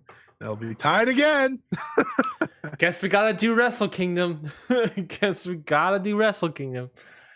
So we'll expect if that. if Naito was retiring, I would be shocked. Ooh, title versus career. I don't think they'll do that, but it'd be cool. I don't want Naito to retire, so I hope they don't do that. Yeah, I thought El Desbrazo for Show was great. And then after the match, lights come out, and who's standing in the middle of the ring? None other than the young Italian boy, Akira. Francesco Akira. Akira. Yeah, I'm very excited for him. I mean, we hyped up his match with Gabriel Kidd a couple months ago, which was great. His time in All Japan, he was great. Mm-hmm. They just never, fully utilized him to the best of his abilities. I think a lot of people agree with that. And now he steps into it. He's going to be the top junior of United Empire, which I think is you're learning from a pretty good one. Eat your heart out, TJP. Yeah, get out of here. You're learning from a pretty good one, I think. Is TJP still in that faction, by the way? Yeah, he is. He's teaming up with he Cobb, is. I think. He is. Okan, right? Yeah. I think Akira's going to fit in well in the junior division. A much needed addition to the division. I could see him get a lot of points in Best of the Super Juniors. This was a big deal. Shocked. This was set up as a big deal. Wouldn't even be shocked if he won. I could see him make it to the finals and maybe lose. Yeah, I could see that. I think they want to establish him off the rip. Yes, I agree. I think him winning it and maybe losing the title is fine, but him winning this is a good, because they set this up as a big deal. This is semi-main event. He comes out after the thing, looks over both guys. Felt like a big deal. He's a guy that jumped ship from All Japan, essentially. Yeah. It's a big deal, especially in the Japanese world, probably. And if you bring in Dragon Lee, he should win, but I can't stress enough. I want Dragon Lee in this damn thing. Yeah. I miss him. What is he doing? Well, no, wait. Nothing. Wasting away with his brother. I believe he has a match. I believe we talked about this recently, where he has a match in Mexico during the Best of Super Juniors. But it's a match in Mexico, and it's lucha, so they could be advertising till the day of, and he just got there. Exactly. And I saw that they're working on getting visas for a bunch of people. So fingers crossed. If it's not him, get Bandito's ass over there. Oh, got a phone call. Phone call. Hello? Yeah. It's done. Oh, nope. Hello? Busy man over here. Oh, you're talking with TJP, right? You're on the phone with You're on the phone with Bandito's and agents. Sorry, it'll stop in a second. That's fine. We will talk about the IWGP Tag Team title match, the heavyweights of United Empire, Great O'Khan and Jeff Cobb, defeating Hiroki Goto and Yoshihashi to win and become the new IWGP Tag Team champions. I don't think the tag team titles in the past couple months have ever been this exciting, important. Yeah. Just in years. In years, it hasn't been this important. You just went from months to years in seconds. Sorry. In the past couple months, it hasn't been as important as it's ever been in years. It's this stretch of time in the past couple months have been fantastic. Yeah, and I think we got great great. I think we get great champions. I'm very excited for Cobb and O'Connor. I thought they worked together well.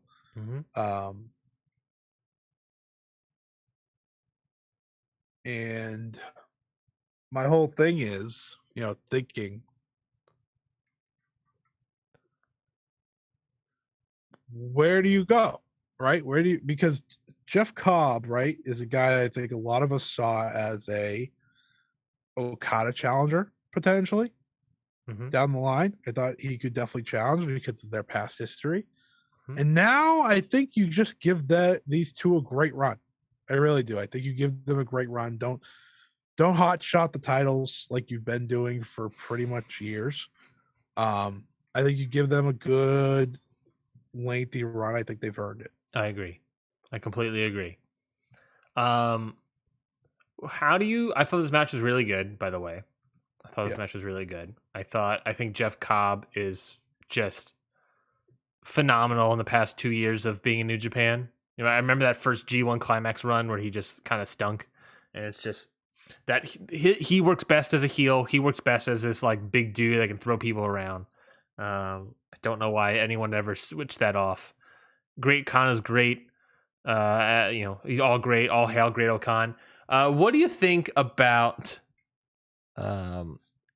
Great O'Khan and seemingly the English audience broadcast team using the gloating of him doing a phenomenally great deed and saving a Japanese woman, and giving Great O'Khan what was it, a award of some kind, acknowledgement or whatever, and then using that thing and gloating about it as heel heat. Yeah, that was wild. I was like, wait, what? Like this. I was a little lost. Yeah. It was such a stretch, It was such a stretch, but it was like, oh god damn. I don't know. Great O'Khan's great. This is it's weird. One, your point, very weird that they did that. Two, I think this was one of my favorite O'Khan performances. Like, this is one of those times where I watched him and I was like, I get it. I get what they're going for. I don't know. He just worked really well, Cobb. Really like the match. I'm interested. I need them versus the Techers. Need it. That'll be a great tag match. Also, shout out to Daichi for doing the thing, which we'll get to in a second. Yeah, no, I thought this match was great. I like the heel heat. It's weird. It's definitely weird, and they're working around it. It's such a maneuver, but I think it's pretty good. Never open weight title match: Evil versus Hiromu Takahashi. Not as good as their New Japan Cup match, in my opinion, but I thought it was still solid. Yeah. The thing with that is I find it funny that Hiromu is smarter than the entire heavyweight division when it comes to wrestling House of Torture, and specifically when it comes to wrestling Evil. I just thought about that the entire time because I was like, wow, everyone else is an idiot. Because they do this whole thing where he's just, being brilliant the whole time. And obviously he was going to lose. But they did this twice. They made him look so smart in 2 of these matches. And then by the end, it's like, oh, wow, heavyweight division. Absolute idiots. Hopefully, this is the build upon the knowledge that Hiromu showed, and this is kind of how you continue to ease down House of Torture a little bit, which you've been doing this year, and it's been working. Yep. I like the finish a lot to this match, where Hiromu just kind of tried to run at Evil, and then Evil just fucking destroyed him with Everything is Evil.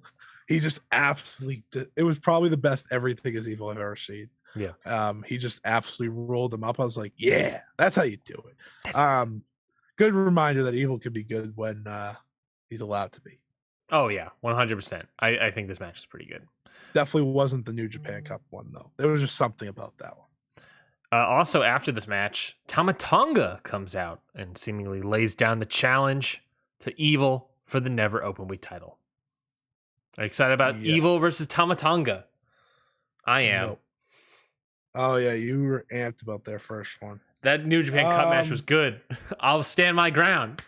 And they got a big spot, in the Fukuoka. Mm-hmm. Right? Is it in Fukuoka? Probably. I don't remember. In Wrestling Donutaku. Well, no. I'm actually confused now because Stardom's also in Fukuoka. I believe the shows are running at the same exact time in two different rings. I don't think it's run. I don't know when it's running. Anyways, I'm happy for you. That's what I'm happy for. When it comes to this match, well, you didn't watch the New Japan Cup match, right? Yeah, I did. I thought you didn't. I did. It was fine. You said it was a Dontaku. I said it was really good, actually. Exceeded expectations. Yes, this match is taking place at Wrestling Dontaku May 1st in the Fukuoka Dome. I was right. Fukuoka getting a bunch of good wrestling. Tatsumi Fujinami will also be wrestling on this show. Oh, I saw. Are you hyped for this special singles match? Tonga Loa versus Yujiro Takahashi? No. No. Shout out Yuj. Oh, no. It just gets worse and worse. Yeah, the top of the card's a lot better, but the entire card does not touch Hyper Battle. IWGP Tag Team Title match: Yoshihashi and Goto versus Cobb and Great Khan versus Chase Owens and Bad Luck Fale. Oh, I saw. I was like, oh, guess who's not watching that match? Oh boy. New Japan, I should say before the Never Openweight title match. In between these, we had the intermission, but after the intermission, we had Sonata coming out and formally vacating the IWGP US title. Hiroshi Tanahashi came out and said that he wants to, fight for that, and can't wait to fight Sonata again. And then Will Ospreay came out after Will Ospreay. You're right. Will Ospreay came out and said, yeah, screw you, bloke, or whatever. And so it looks like the match will be at Dontaku, Hiroshi Tanahashi versus Will Ospreay for the vacant US title.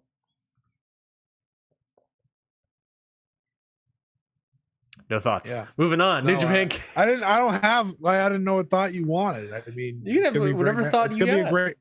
It's going to be a great match. It's a great way to lift that title again. And I'm guessing Ospreay wins. I can't imagine you put it on Tanahashi for a third short reign. I don't know. We'll see. New Japan. Don't get me wrong. New Japan Tanahashi King. Great. But you need to do Okada versus Tanahashi, damn it. They'll never do it. What do you mean they'll never do it? They'll do it in G1 Climax. That match literally sells tickets. G1 Climax, baby. He's old dad Tanahashi now. How dare you? Tanahashi. Old dad Tanahashi had the best New Japan match of last. Nope, that's not true. Of last night, he was in the opener and he didn't even get the pin. No, but he had one. He had two great matches with Shingo last year. Get out of here. It's Shingo. I can't believe your disrespect for Tanahashi right now. This is a cancelable offense. New Japan King of Pro Wrestling. No, you're not allowed to hype up Evil versus Tama Tonga. You'll be like, yeah, Tanahashi stinks. I never said he stinks. Get out of here. I never said he stinks. Get out of here. I never said show's canceled.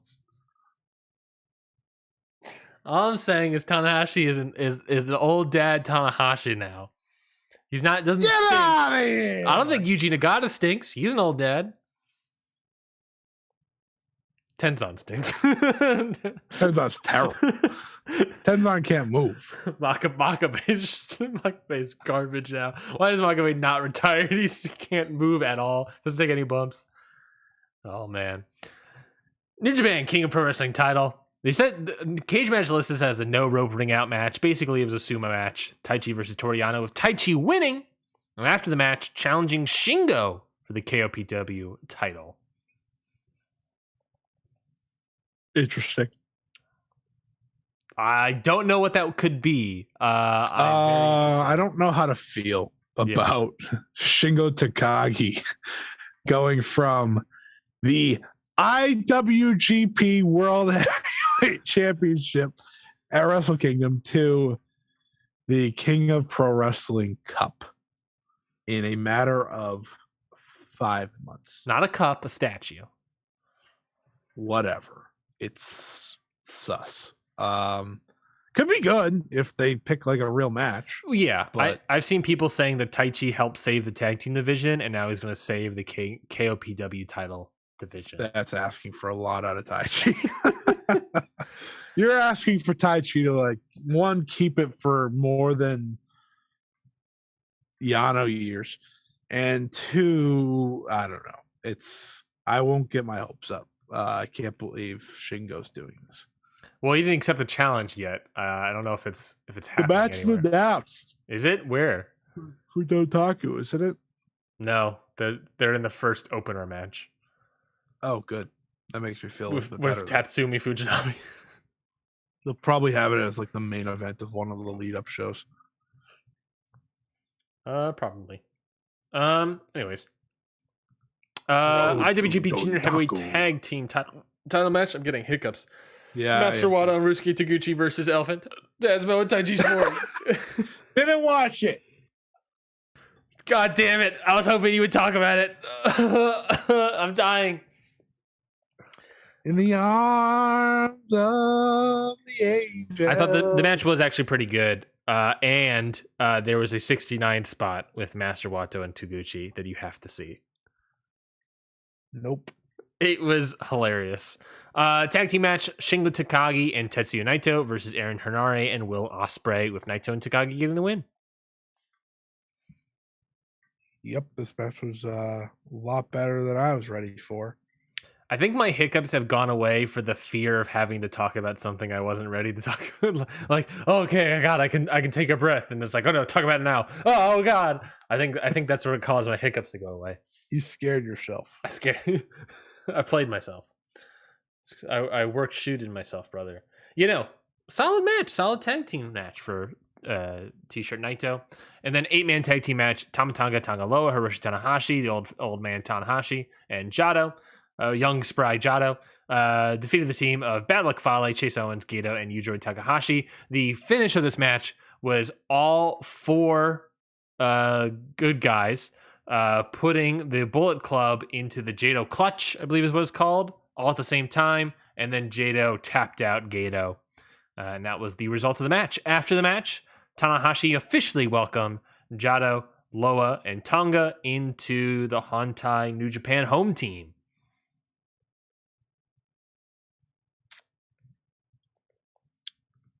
Moving on to New Japan, Windy City Riot will be happening this upcoming Saturday, 4/16 in Villa Park, yeah, we Illinois. Gotta pay for it. Yeah, it's a pay-per-view on Fight TV. But like, you gotta pay for it on New Japan World too. Yep. What's up with that? New Japan US stuff, I guess. I don't know. Is it just the English or is it Japanese? No, you're paying for Japanese on New Japan World. You're paying for English on Fight. Is that new? I don't think it's new. It stinks. Well, we got a card here. Let's talk about this card. New Japan Strong Openweight title match. Tom Lawler's finally defending his title on one of these shows against Yuji Nagata. Oh, I wonder who will win. I think Yuji Nagata could. I think there is a more than zero chance that Yuji Nagata wins. 5%.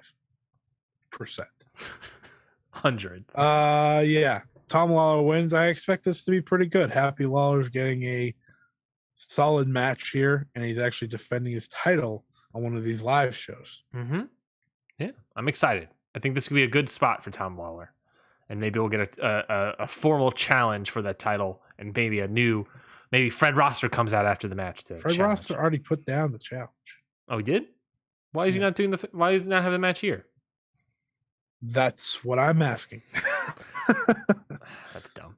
12-man tag team match. Here we go, baby. I've never been more hyped for a match in my life. I might not even watch it. I'm stunned, folks. It's a bad match. Bad? What? Aaron. All right, read off the names. Aaron Hanare. Okay, hold up. Keep holding. TJP. He's a good wrestler. He's okay. It's great. Great O'Con saves a woman. Great O'Con's great. Jeff Cobb's great. Your IWGP World Heavyweight Tag Team Champions. Yeah. And then Aussie Open, Kyle Fletcher and Mark Davis. That's exciting. Great side of them. That's their first New Japan match. No, it's not. Aussie Open. They wrestled Guerrillas of Destiny like in 2017 or something. No, but since joining the Empire. Yeah. Oh, yeah. And then on the other side is Bullet Club. You got Chris Bay. You got Carl Anderson. You got to ruin it. Yeah, Doc Gallows. It already. Yeah. You there you go. Hikuleo. Yeah. El Phantasmo. Yep, you're proving my point. And motherfucking Scott Norton. I'm so excited for this match. You have no idea. Scott Norton rules. He's NWO Bullet Club for life. He's the second guy, I think, that is converted from NWA to Bullet Club. The other guy I think was Jeff Jarrett. And here we go. Scott Norton, baby. Yeah. Woo! You're way too excited for this bum ass match. You got Aussie Open in there. They're gonna do great work. Chris Bay is gonna be awesome. With Chris Bay. Yeah, that's gonna rule. Oh man. Scott Norton versus Great O'Con. I want Scott Norton to pin. I want Scott Norton to win this match and pin TJP. That's what I want to happen. I want Scott Norton to win. I'll allow it. Tomohiro Ishii versus Minoru Suzuki. This match was set up at Lone Star Shootout WrestleMania weekend, and I feel like this is like the first match in a very long time of like a proper like Japanese versus Japanese wrestler match on United States soil. Besides maybe the G1 Climax a couple years ago.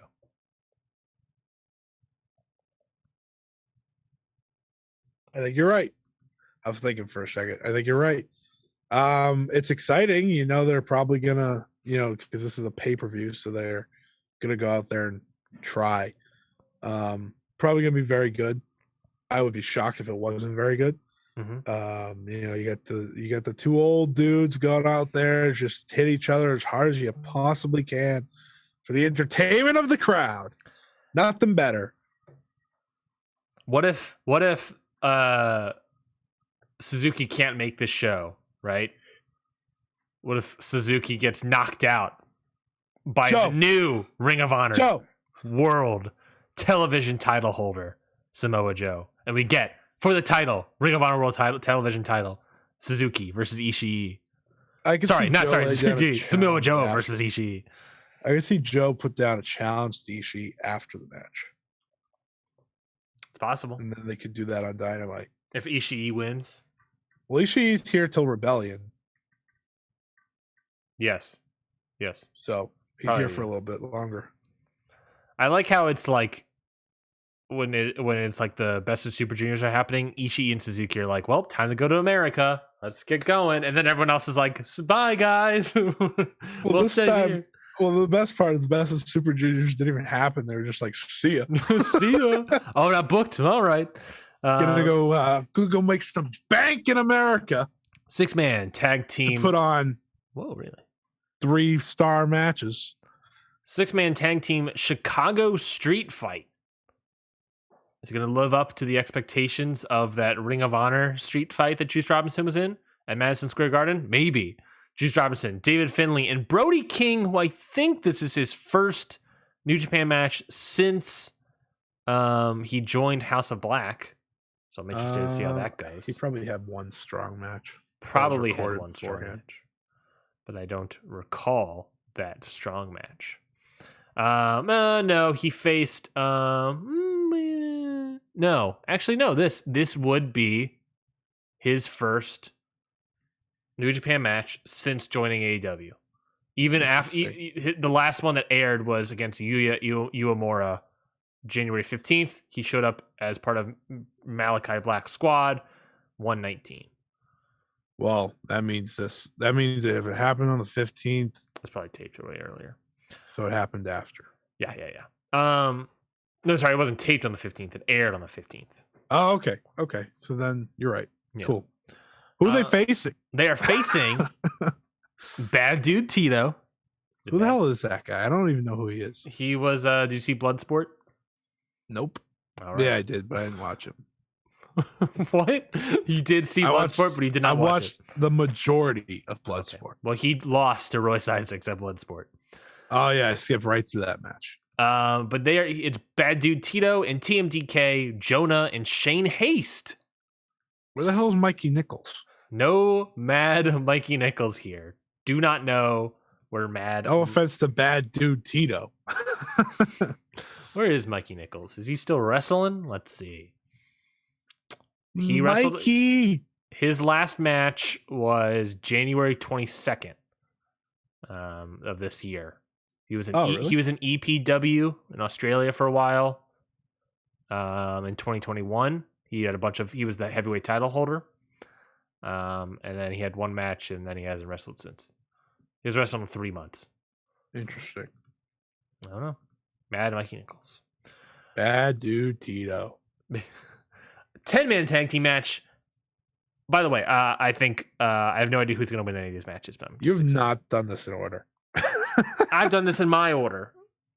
Tag team. Why 10-man. Did you put Suzuki and Ishii so low? 10-man tag team match. Alex Coughlin, Chris Dickinson, Fred Rosser, Josh Alexander, and Ren Narita versus Team Filthy, Black Tiger, Danny Limelight, Jarrell Nelson, JR Kratos, and Royce Isaacs. Well, look forward to one of those teams. I don't know. Team Filthy have a good vibe about them on their entrance that I just love. They come out. They have way too many big tags on these. They like to do their cards big tags. Like kind of good, but also like, oh geez, he's dying. It's like okay. It's New Japan. They like to do their big multi-man tags. Okay. Did you say Clark Connors? No, Clark Connors is not on the show. Unless he's wrestling Jay White. Which means, no, it doesn't mean anything because this is in June 16th. Super Juniors until May. You're going to say he's in Japan for the best of the Super Juniors. No, that is not it. I can't believe he's not on the show. Yeah, I don't know. Clark Connors I like Clark Connors. Me too. Singles match. He's not the person that answers the USFJ. US of Open Challenge. Jay White versus mystery opponent. Who do you think it could be? Clark Connors? Who would you be excited about? It's probably it could probably be an AEW person. Cesaro. Cesaro would be so much taller than Jay White. just taller? I think so. How tall is Cesaro? How short do you think Jay White is? I thought he was 5 something, but apparently he's 6'1" and Cesaro's 6'5". Yeah, Cesaro's also 41 years old. Yeah, well, he could be retired for all we know. If it's not Cesaro, pick someone. Pick me somebody from AEW's roster, and then we'll go down for the promotions. Jesus. We'll do Impact next. So get strapped in. AEW's roster, Eddie Kingston. Could be Eddie Kingston. He's been in New Japan before. Yep.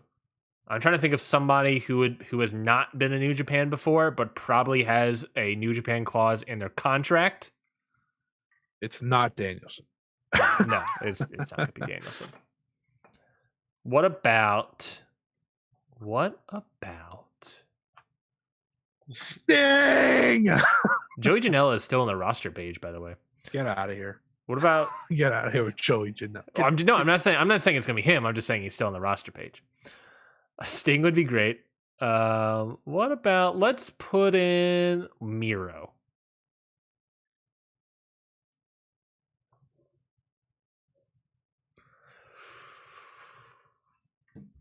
Let's do it. No. Nah, fine. Preston Listen, Vance I'm not on the Miro train like other people. What? So. He's fine. What? He is. He's fine. He lost to Sammy Guevara. Dude's a scrub. Impact wrestlers. I'm not speaking to you for the rest of the show. Impact wrestlers. Well, he's already done Chris Sabin. He's always done Alex Shelley. He's already done Mike Bailey. Really running out of people I'm interested in him wrestling. Chris Bay's already on the show. Josh Alexander doesn't make sense. He's already wrestled Eric Young in the show in Impact. Johnny Swinger? Ace Austin. Ace Austin. I think they've wrestled. That'd be anticlimactic. Matt Cardona. No. That would be really anticlimactic if Ace Austin showed up. I mean, I'd like it because I like Ace Austin, but I'd be like, oh, well. W. Morrissey. Well, W. Morrissey. It's going to be Moose, isn't it? Moose. He's on the show. He has been on before. But he's the champ. So. And then what's another promotion we could have fun with? Konosuke Takeshita. Why not? Let's do it. Let's put Konosuke here. That would be WWE. Awesome. Cody Rhodes. It's Brock Lesnar. Shane McMahon. Oh, Jesus Christ. And then what is weirdly probably your main event? Jon Moxley. Why is this weirdly? Because the New Japan Strong title is not the main event. That's got to be your main event. Nor should it be. It should not be the main event. The title's always got to be your main event. No offense to Tom Lawler, but no. Jon Moxley versus Will Ospreay singles match. Yeah, clearly this is the match of the night. They announced it. I remember when they announced it. Unless it's Jay White versus like, Billy Gunn. Man, they got the makings to make this a great show, and then they're like, oh yeah, this is the best match. I was like, oh, okay, my bad. I mean, it's gonna be great. Yeah. Right. Yeah. It's gonna be great. Moxley's on fire. Ospreay hasn't done anything recently, except for the New Japan Cup, of course. Which he was great in as well. Yep. So this should be interesting. Who wins? One of them has an IWGP United States Championship match, and the other one is Jon Moxley. That's why I think those are both fair reasons to not lose. Well, look, if you have Moxley win, Dontaku is only May 1st. This show is, going to be 15 days away till Dontaku. So if Moxley wins, then he could challenge Will Ospreay for the U.S. title later, unless it's Tanahashi. But I think I think we both agree that Will Ospreay should win that match. I think Ospreay wins, by the way. Here, that's what I was going to say. Ultimately, because of that, I think Ospreay should win the U.S. title. So because of that, I think he should beat a former U.S. champion in Jon Moxley. Yeah. Unless they want to have Ospreay defend the title against Moxley. Which is why I think I could see that happening. But I don't know. Or they go to a draw. Lame. That could be the Stardom way. Make it a three-way. Ooh, make it a three-way at Dontaku. Jon Moxley, Will Ospreay, Hiroshi Tanahashi. That's a three-way. I want to watch. That'd be a wild. They don't do triple threats enough. Don't take my quote out of context. Is the last IWGP triple threat match Kenny Omega versus Kota Ibushi versus Cody Rhodes? Probably in terms of like main title stuff. No, I mean non-tag titles. The title. Adrenaline in my soul. It is. I already know the answer. You don't have to look it up. Something, Cody Rhodes. You're looking it up, aren't you? I am looking it. This is not how podcasts supposed to work. Now I have to talk. Whoa. El Phantasmo versus Rusuke Taguchi versus Tiger Mask. That's not the title I asked for. Bushi versus El Desperado versus El Phantasmo. Bandito versus Dragon Lee versus Taiji. I asked for the World Championship. Cody versus Omega versus Ibushi. Thank you. Before that, Goto versus Elgin versus Taichi. This is an interesting match. Fuck Noah, man. When did this match happen? Hold on, what?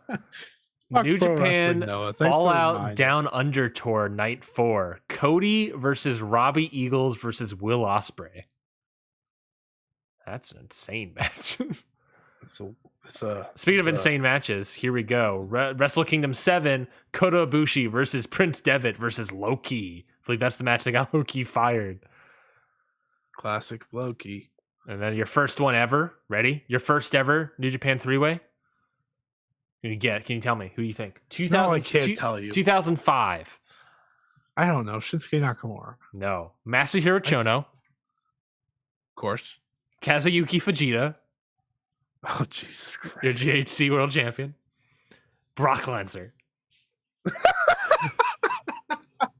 Who won? That was how Brock Lesnar won the title. Yeah! Love that Brock won. Oh, man. Wrestling's bad.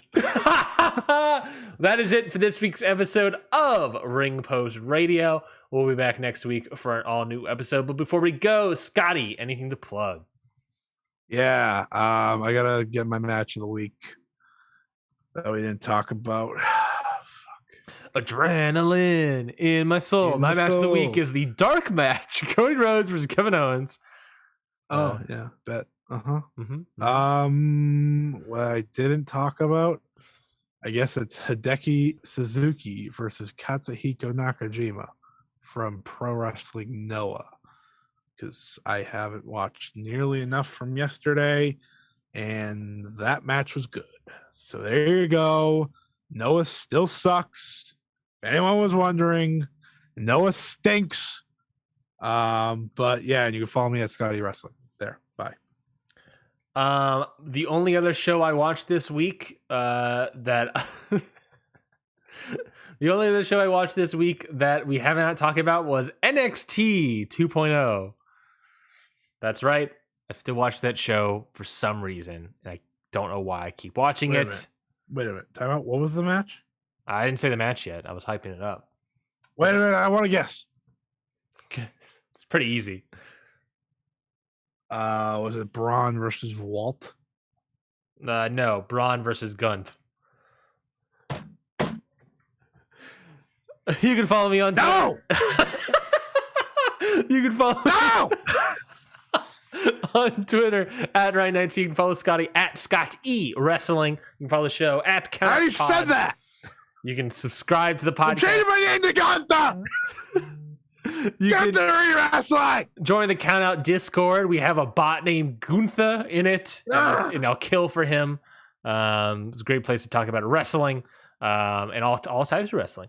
You can continue the conversation that we had on Ring Post Radio and dunk on me about my thoughts about Hiroshi Tanahashi, dunk on Scotty about his thoughts about what was the other one you said that frustrated all me? All my thoughts are correct. Oh man, talk to us about Bad Dude Tito. Talk to me. Yeah. All right, we gotta end the show. He's off the rails again. Yeah. Oh no, yeah, the time to collapse is happening. It's happening, folks. Run away. Turn off your podcatcher. Subscribe, but turn it off. Yeah. We'll see you all next week. Goodbye. Yeah.